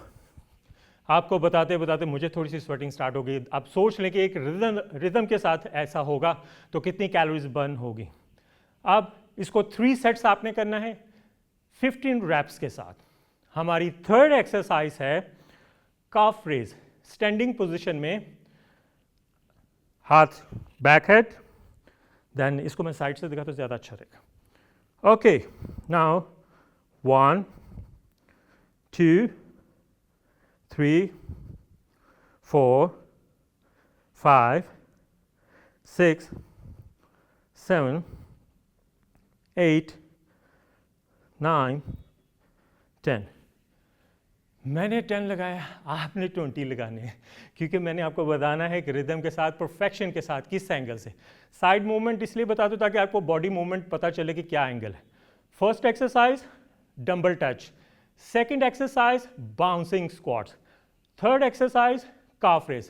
Now fourth exercise combination with this circuit, 1 foot forward, 1 back, lunges fixed, 1 2 3 4 5, switch, okay, 1 2 3। अब इसके साथ एक और इंपॉर्टेंट बात, बिगनर के लिए बैलेंस करना थोड़ा सा मुश्किल हो जाएगा।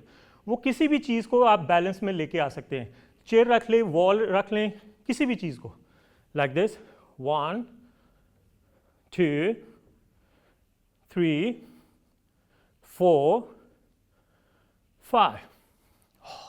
इतनी सारी कैलोरीज बर्निंग, स्वेटिंग स्टार्ट। तो ये वर्कआउट कॉम्बिनेशन आपने करनी है, मुझे बताना है, और फिर देखिएगा कि कितनी कैलोरीज बर्न हुई। और इसको प्रॉपर्ली एक रिदम के साथ ट्वाइस अ वीक आपने करना है। मुझे फीडबैक आपने लाजमी देना है, और इसको प्रॉपर्ली 1 मंथ आप करें, रिजल्ट आपको मिल जाएगा। मुझे फीडबैक देना है, दुआओं में याद रखना है। तो इंशाल्लाह नए प्रोग्राम के साथ दोबारा आएंगे, तब तक के लिए इजाज़त दें, अल्लाह हाफिज़। यहाँ लेंगे एक छोटा सा ब्रेक, ब्रेक के बाद दोबारा आएंगे।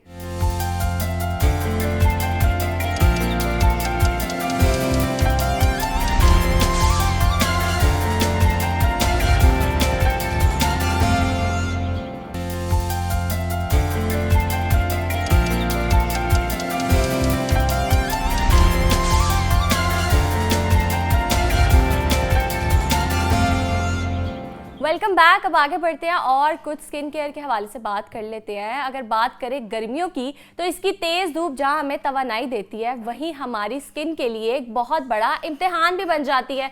पसीना, नमी, गर्दो गुबार जब चेहरे पर जमा हो जाए तो मसाम बंद हो जाते हैं और नतीजा निकलता है एक्नी और हद से ज़्यादा ऑयली स्किन की सूरत में।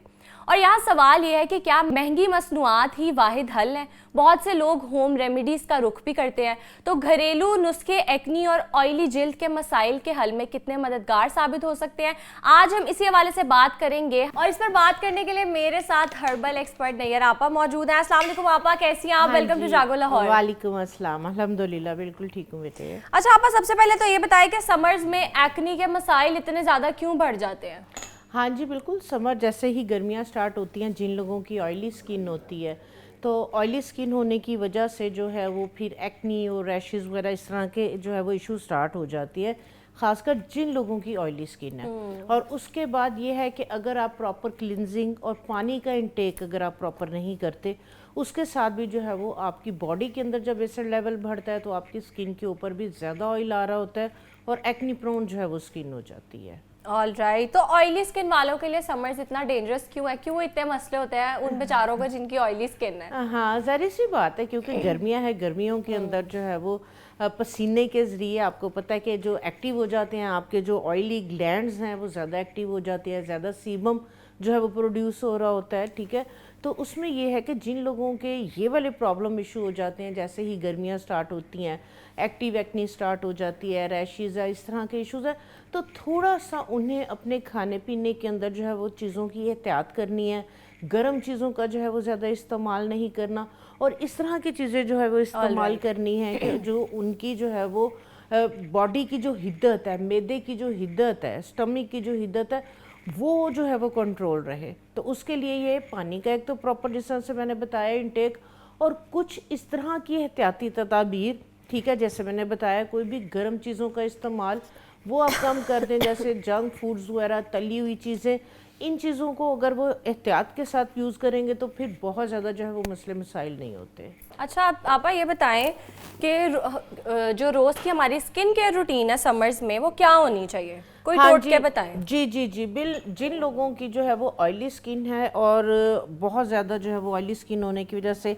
एक्नी वगैरह स्किन पे जो है वो इशू हो जाती है, तो उसके लिए जो है डेली स्किन केयर जो रूटीन है, सबसे पहले तो आपने फेस को, जैसे सुबह में उठे हैं, आपने फेस को वॉश जो है वो किसके साथ और किस तरह से करना है, ठीक है। आपने क्या करना है, नीम के पत्तों का पाउडर, ये देखें इस तरीके से आराम से पंसारी की दुकान से आपको मिल जाएगा नीम के पत्तों का पाउडर, ठीक है। ये आपने इस तरह से जो है वो ला के रख लेना है। ये मैं आपको जो है वो एक पाउडर आपके साथ शेयर करती हूँ जिन लोगों की ऑयली एक्नी स्किन है। ये फेस वॉश है, ये हर्बल उनका जो पाउडर फेस वॉश है, सुबह उठते साथ यूज करना है। जी जी जी जी वो जब इसके साथ अपना फेस जो है वो वॉश करेंगे तो इंशाल्लाह ताला उनका एक तो ऑयल कंट्रोल रहेगा और दूसरे नंबर पे उनकी जो एक्नी वगैरह है वो जो है वो इशू नहीं होंगे, ठीक है। आपने इसके लिए क्या करना है, जिस तरह से आधी चाय की चम्मच आपने जो है वो नीम की पत्तियों का पाउडर, आधी चाय की चम्मच इसके अंदर आपने हल्दी, ठीक है, इस तरह से हल्दी का पाउडर और मुल्तानी मट्टी जो आपका एक्सेस ऑयल है उसको जो है ये एब्जॉर्ब करती है, ठीक है। तो हाफ टी स्पून आपने जो है वो इस तरह से मुल्तानी मट्टी ले लेनी है, ठीक है। और इस तरह से जो है ना ये मार्केट से मिलते हैं रीठों का पाउडर। अच्छा। ये रीठे हैं, ठीक है। तो जो बालों में भी लगते हैं। जी, जो बालों में भी लगते हैं। तो इसका जो है ना ये पाउडर भी आपको बड़ा इजीली जो है ना वो पंसारी की दुकान से मिल जाएगा। तो हाफ टी स्पून आपने जो है वो इसका पाउडर, ठीक है। ये आपका एक बहुत ज़बरदस्त जो है वो फेस वॉश रेडी हो जाएगा। इसे आप चाहे पानी के अंदर बना ले, चाहे इसको जो है वो आप दही के अंदर, ठीक है। दही भी जो है वो डीप और आपका जो है ये क्लिंजर है। ये अब आप क्या ऐड कर रही हैं, दही के अंदर आप इसको जो है वो इस तरीके से इसका जो है ये आपका बड़ा ज़बरदस्त फेस वॉश बन जाएगा।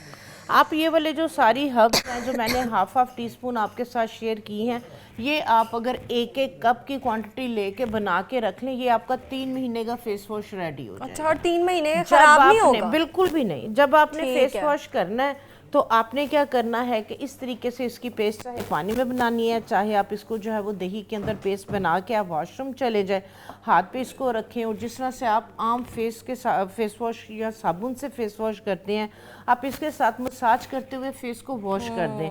अच्छा, डीप क्लेंजिंग भी हो जाएगी। इसका फ़ायदा क्या क्या होगा, ये एक तो आपके डीप और क्लिनजिंग करेगा।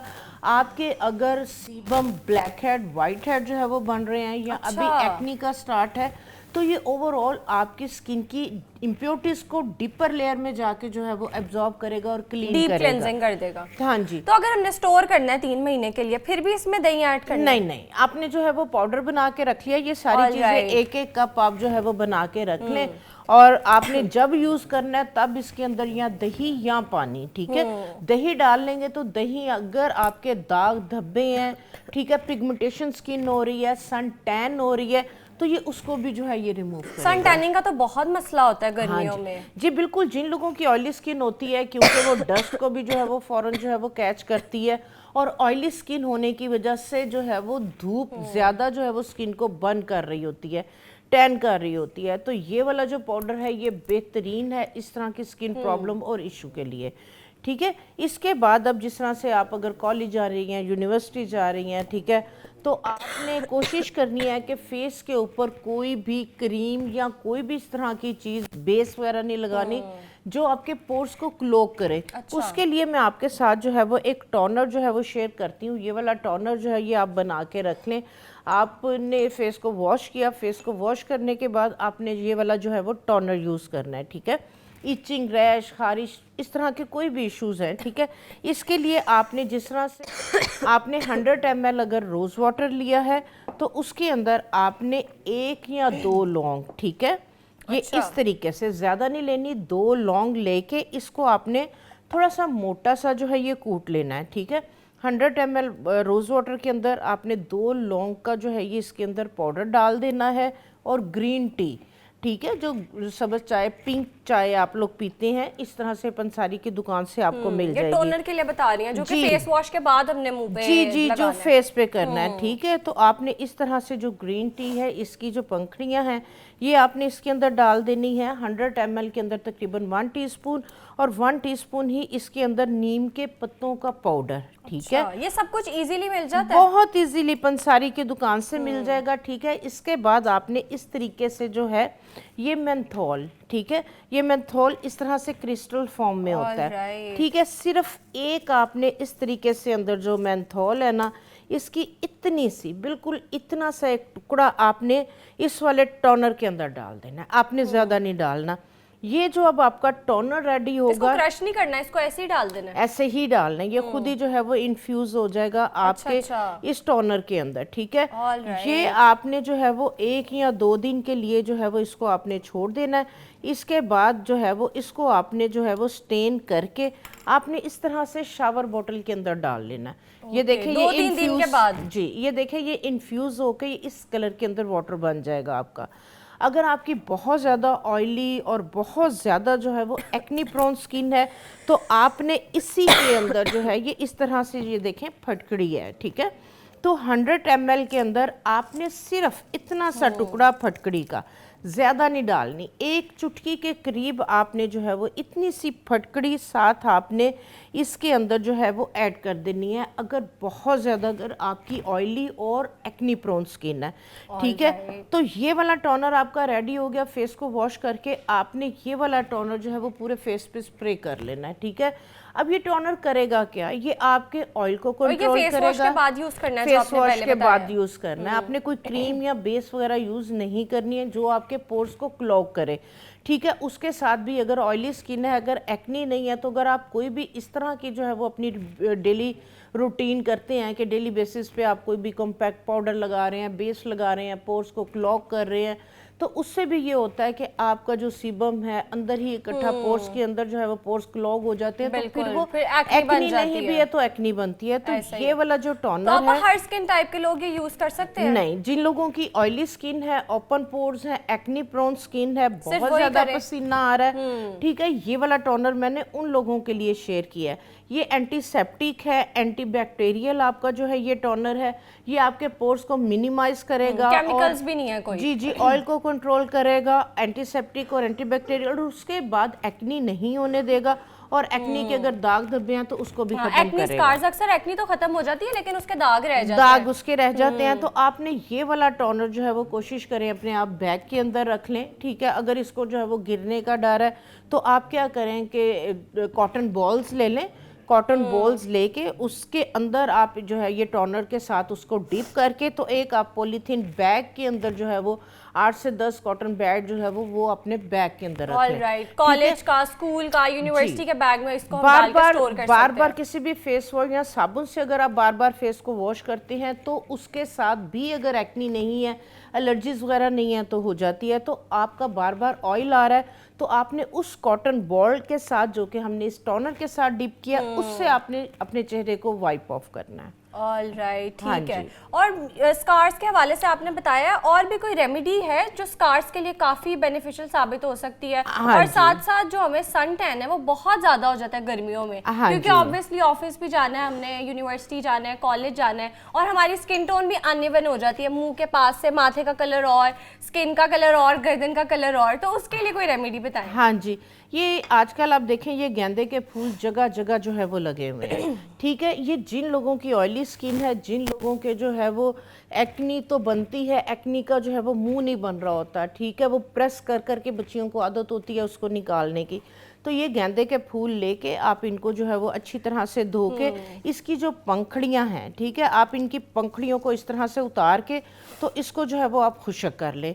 इसकी जो क्वालिटी है, इसके जो बेनिफिट है, ये भी एंटी एलर्जी है। अच्छा। आप देखें कि खारिश होती है स्किन के ऊपर, खारिश होने के बाद रैशेज आ जाते हैं, एलर्जीज वगैरह हो जाती है, तो आप इसकी पंखड़ियों का जो पाउडर है ना, इसको जो है ये आप ड्राई करके रख लें। अच्छा। ये आपके डीप पोर के अंदर जिसका मुंह भी नहीं बना हुआ, ब्लैक हेड वाइट हेड, ये उसको भी जो है वो पॉपअप कर देता है, निकाल देता है, ठीक है। और ये पाँव के लिए भी है, क्योंकि अक्सर कहा जाता है लड़कियों का पाँव का कलर और होता है, मुंह का कलर का और होता है, बड़ी मीम्स बनती है सोशल मीडिया पे इस बारे में, तो पाँव पे भी अप्लाई कर सकते हैं। हाँ जी बिल्कुल, ये वाला जो मास्क मैं आपको बताने लगी हूँ फेस पैक है, एक्सफोलिएटर है, ये जो मैं आपको एक्सफोलिएट भी करता है। जी जी जी, ये जो मैं आपको बताऊंगी ये आपने बना के रख लेना है, ठीक है। आपने क्या करना है, जो हिबिस्कस फ्लावर है, ठीक है, चाइना रोज के जो फूल है उसका पाउडर, उसके कहवे तो मैंने बहुत ज़्यादा आप लोगों के साथ शेयर किए, बहुत ज़्यादा उसके जो है वो बेनिफिट है। उसका जो पाउडर है इसके अंदर नेचुरली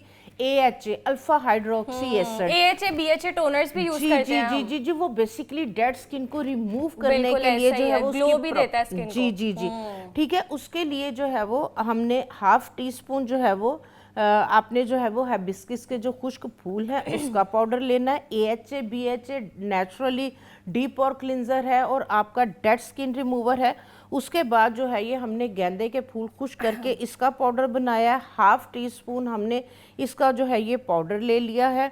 इसके अंदर आपने ½ टीस्पून ही हल्दी का ऐड करना है। हल्दी आपको पता है टैनिंग को रिमूव करने के लिए, कलर को साफ करने के लिए, हीलिंग प्रॉपर्टीज के लिए इसके बहुत ज्यादा जो है ये बेनिफिट्स लोग हैं। हल्दी को रोस्ट करके भी यूज करते हैं, तो हल्दी हमने को ऐसे ही यूज करना है? नहीं, हल्दी को रोस्ट नहीं करते, हल्दी को जो है वो बॉईल करते हैं, ठीक है। Alright. उसके बाद जो है वो अगर आपकी बहुत ज़्यादा ऑयली स्किन है तो इसके अंदर जो है वो आप ½ टीस्पून जो है मुल्तानी मिट्टी का ऐड करेंगे। अगर आपकी स्किन जो है वो ऑयली नहीं है, नॉर्मल है या ड्राई है, तो उसके अंदर आप जौ का आटा डालेंगे। फिर आप मुल्तानी मिट्टी नहीं डालेंगे। अच्छा, मुल्तानी मिट्टी कौन नहीं डालेगा? जिनकी ऑयली स्किन है, जिनकी बहुत ऑयली स्किन है उनके लिए मुल्तानी मिट्टी ठीक है, क्योंकि ये ऑयल को एब्जॉर्ब करती है। और जिन लोगों की ऑयली स्किन नहीं है, थोड़ी सी एक्नी भी होती है बट ड्राई स्किन होती है, तो आपने फिर मुल्तानी मिट्टी नहीं डालनी, आपने उसके अंदर जौ का आटा ऐड करना है। इसकी भी आप क्वांटिटी जो चीज़ें मैंने आपको बताई हैं, 1-1 कप आप मिक्स करके रख लें। ये 3 महीने के लिए आपका जो है वो डेड स्किन रिमूवर एक्सफोलिएटर जो है ये आपका रेडी हो जाएगा, ठीक है। 3 महीने तक स्टोर कर सकते हैं जी जी जी। इसको भी आपने जब भी यूज करना है, आप इसकी जो है वो पेस्ट या दही के अंदर, ठीक है, या आप दही के अंदर और या आप इसकी पेस्ट रोज वाटर के अंदर बना सकते हैं, ठीक है। जो दही है ये बहुत ज़बरदस्त जो आपकी टैनिंग को रिमूव करने के लिए, आपकी डेड स्किन को रिमूव करने के लिए नेचुरल स्किन वाइटनर है। ये देखिए इस तरह से ये एक रेड से कलर की जो है ये आपकी पेस्ट बनेगी। इसको लगाने का ये तरीकाकार है कि आपने फेस को वॉश कर लिया, फेस को वॉश करने के बाद आपने जो है वो ये वाली पेस्ट पूरे फेस पे इसको लेप कर लेना है। 10 से 15 मिनट, आधा घंटा लगा लेंगे तो बहुत ज़्यादा। रात में, नाइट में जब आप, हाँ जी, नाइट में आप फारिग हैं, ठीक है, तो वो फिर कोई भी एक्सफोलिएशन इस तरह की कोई भी ट्रीटमेंट आपने करनी है तो बेस्ट टाइप आपका जो है वो रात का है, ताकि पुरसुकून आप एक माहौल के अंदर आप इसको करें। और ओवरनाइट आपकी स्किन, आपने कहीं डस्ट में नहीं जाना, बाहर नहीं जाना, तो ओवरनाइट आपकी जो भी स्किन के अंदर के प्रॉब्लम इशू है तो वो ओवरनाइट जो है वो ग्लो करने लग जाएंगे। ओके, एलोवेरा भी ऐड कर सकते हैं इसके अंदर, या आप दही डाल लें, या एलोवेरा जेल डाल लें, या रोज वाटर, या सिंपल पानी, ठीक है, ऑप्शनल है।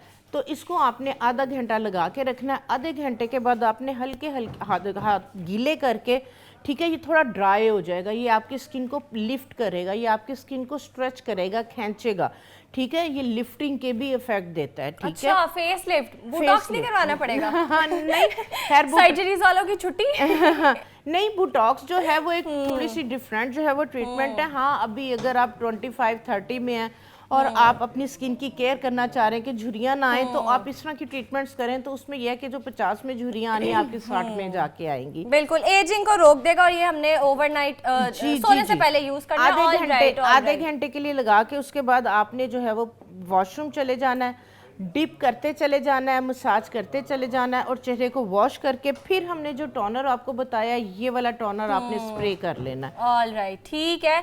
एक्नी प्रोन स्किन के हवाले से बात कर रहे थे। आगे गर्मियां आ रही हैं और गर्मियों में ये मसाइल तो हर दूसरी लड़की को होते हैं और लड़कों को भी होते हैं। और साथ साथ टैनिंग पे भी बात की है, अनइवन स्किन टोन पे भी बात की है, बहुत मजे की रेमेडीज बताएंगे नैयर आपा, बहुत शुक्रिया आपका। आगे बढ़ते हैं और कुछ कैलीग्राफी के हवाले से बात कर लेते हैं। और कैलीग्राफी की बात की जाए तो ये सिर्फ एक खूबसूरत लिखाई नहीं, बल्कि ये एहसासात को लफ्जों में ढालने का हुनर है। जब कलम कागज को छूता है तो महज हरूफ नहीं बनते, एक फन तख्लीक होता है।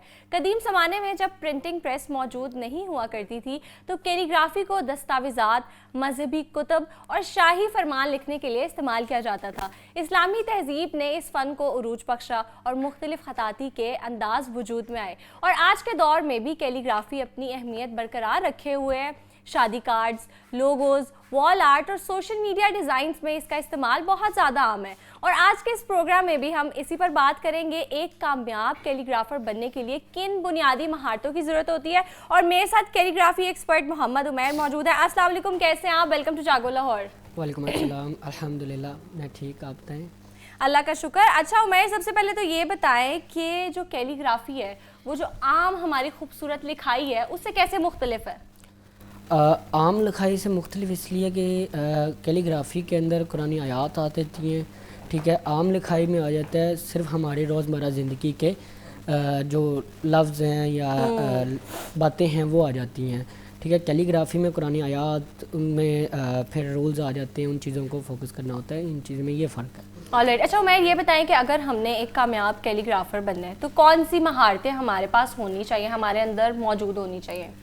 देखें, कामयाब बनने के लिए पहले तो आपके अंदर हौसला होना चाहिए, सबसे पहले जो चीज़ है मेन। दूसरी चीज़ जो है आपके अंदर जो आपका हुनर है उसको पूरा करने के लिए प्रैक्टिस सबसे ज़्यादा इस चीज़ के अंदर मायने रखती है कि आप कितनी प्रैक्टिस कर रहे हैं, अपने काम को कितनी प्रैक्टिस करनी चाहिए एक दिन में? एक दिन में मैं कहता हूँ अगर आप काम कर रहे हैं ना, अपने काम से प्यार है तो सारे काम करने के बाद तकरीबन 1 घंटा भी अगर आप दें अपने काम को इनफ है। अच्छा, 1 घंटा दिन में 1 घंटा पर करें डेली। अच्छा, हर रोज़ 1 घंटा? हर ठीक है, क्योंकि काम जब तक आपके हाथ पे चलता रहता है ना तब तक आप उसको याद रखते हैं। अगर आपके हाथ पे नहीं चलेगा, एक दिन भी आप उसको छोड़ देंगे तो 10 दिन पीछे चले जाएंगे, ठीक है। ये सीन है इसके अंदर। अच्छा, आपने माशाल्लाह बहुत खूबसूरत कैलीग्राफी भी बनाई हुई है तो उस हवाले से बताएंगे जो बिल्कुल आपके साथ पड़ी हुई है इसका बताएं। माशाल्लाह आपने सूरतुल फातिहा की बनाई हुई है, तो ये कैसे बनाई है आपने, कौन से कलर्स यूज़ किए हैं, कितना टाइम लगा, इस हवाले से बताएं। ये कैलीग्राफी के अंदर मटेरियल जो यूज़ हुआ है, एक्रेलिक पेंट्स यूज़ हुए हैं, सिल्वर लीफ यूज़ हुआ है जो जिसे हम चांदी का कवर और गोल्डन लीफ कहते हैं, सोने का कवर कहते हैं। मोहम्मद सल्लल्लाहु अलैहि वसल्लम ऊपर लिखा है, अल्लाह ऊपर लिखा है, तो उसके अंदर सिल्वर लीफ यूज़ किया गया। उसके बाद सूरह फातिहा इसके अंदर लिखी गई है। तो इसके अंदर डिपेंड करता है कि करने वाला कैसा है, एक्सपर्ट है या बिगनर है। जो बिगनर है वो उसको टाइम लगता है, उसने सोचना होता है कि काम कैसे करना है, क्या करना है, बहुत चीज़ें। अगर आप कोई प्रोफेशनल काम कर रहा है उसको तकरीबन 3 घंटे इनफ है कि वो बना के उसको साइड पे कर देगा। ऑलराइट। और आपको कितना टाइम लगा इस पे? मुझे तो इस फ्रेम पे तकरीबन 3 घंटे कंप्लीट कर लूँगा मैं। अच्छा, माशाल्लाह बहुत टैलेंटेड है आप। तो आप इस साइड पे आ जाते हैं और इनके हवाले से हमें थोड़ी गाइडेंस दें, हमें बहुत से लोग देख भी रहे हैं, उनको भी बताएं कैसे बनाई आपने, कितना टाइम लगा, कौन सी चीज़ें यूज़ की?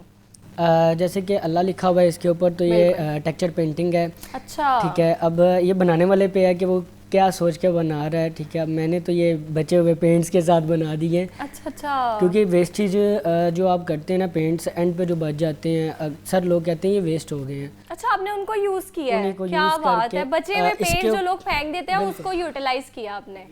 ठीक है, आप इसके ऊपर हाथ लगाएंगे पूरा अम्बोज होगा, टेक्सचर इसके ऊपर हाथ लगाने से पता लगेगा। और सारा ये जो है ना टेक्सचर पेंटिंग का हमने वेस्ट पेंटिंग से यूज़ किया सारा। ऑलराइट। और उसके साथ आ जाते हैं माशाल्लाह मोहम्मद सल्लल्लाहु अलैहि वसल्लम लिखा हुआ है आपने, ये भी बहुत ही खूबसूरत लग रही है, तो इसके बारे में बताएं हमें।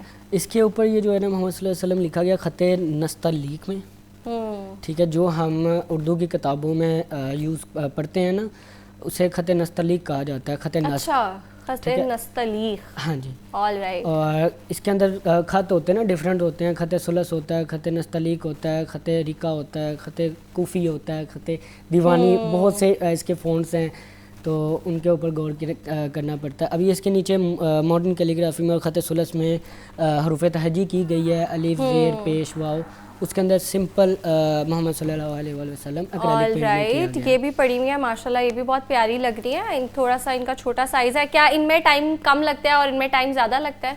नहीं, टाइम जो है अगर आप कर रहे हैं ना काम, अब जो प्रोफेशनल आर्टिस्ट है उसने एक पेंटिंग नहीं बनानी होती, उसने फिर सामने सारी चीज़ें रख के उसने इधर से जो भी काम किया अगले पे अगले से अगले पे उसने इस तरह सोचना होता है। अब जो बिगनर है उसको ये पेंटिंग बनाने में तकरीबन उसको 3 घंटे लग जाएंगे, छोटी पेंटिंग, क्योंकि उसके ऊपर उसने फ़ॉन्ट का जो है देखना होता है कि कौन सा मैं फ़ॉन्ट। अब ये खत बड़ी नफीस और नीट बनी हुई है, डिजाइन्स भी बहुत प्यारे हैं। ये खत दीवानी के अंदर लिखा हुआ है। अच्छा, खत दीवानी, क्या बात है, नाम भी बहुत यूनिक है। ये उसके जो फॉन्ट्स हैं उसके नाम है। ऑल राइट, इस पे आ जाते हैं। एक तो ये आप उठा के थोड़ा ऊपर भी रख लें क्योंकि सूरतुल फातिहा बनी हुई है इस पे। ऑल राइट, और एक मैं देख रही हूँ उस साइड पे भी पड़ी हुई है, उसके बारे में भी बताएं। उसके अंदर नेम ऑफ अल्लाह लिखे हुए हैं, डिफरेंट, सारे नहीं लिखे हुए, बिल्कुल नॉर्मल से जो बेसिकली 3-4 उस तरह लिखे हुए हैं। उसके बाद उसके अंदर हुआ है हरूफ तहजी के साथ, मार्कल के साथ वाइट हरूफ तहजी की गई हुई है। उसके बाद अल मोमिनू लिखा हुआ है, मेरे ख्याल से मॉडर्न कैलीग्राफी में वो किया गया। अच्छा, मॉडर्न कैलीग्राफी, ऑल राइट। तो क्या चेंजेस आए हैं? मॉडर्न कैलीग्राफी किसको कहते हैं आप? मॉडर्न कैलीग्राफी, अब देखिए ना, जैसे कि हमारे खत है ना, इनके अंदर डिफरेंस हैं। अब जैसे खत सुलस है, वो मेन हमारा खत है, उसको सीखने में भी टाइम लगता है और उसके अंदर जो है ना रूल्स बहुत ज़्यादा हैं। अब जो खत दीवानी है, खत फ्री हैंड कैलीग्राफी है, उनके अंदर जो है ना एक टाइम कम लगता है सीखने में, और वो जो बिगनर्स हैं वो भी जल्दी सीख जाते हैं। और उसके अंदर फ़र्क ये है कि फ्री हैंड में रूल्स कम होते हैं। कैलीग्राफी के हवाले से बात कर रहे थे कि अच्छा कैलीग्राफर बनने के लिए कौन से जो बुनियादी हुनर है वो आपके अंदर होने चाहिए। हमारे साथ कैलीग्राफी एक्सपर्ट मोहम्मद उमैर मौजूद थे, बहुत शुक्रिया आपका। All right, so that's it for today. मिलते हैं कल इंशाल्लाह। अपना बहुत ज़्यादा ख्याल रखिएगा। मुझे दीजिए इजाज़त। अल्लाह हाफिज़।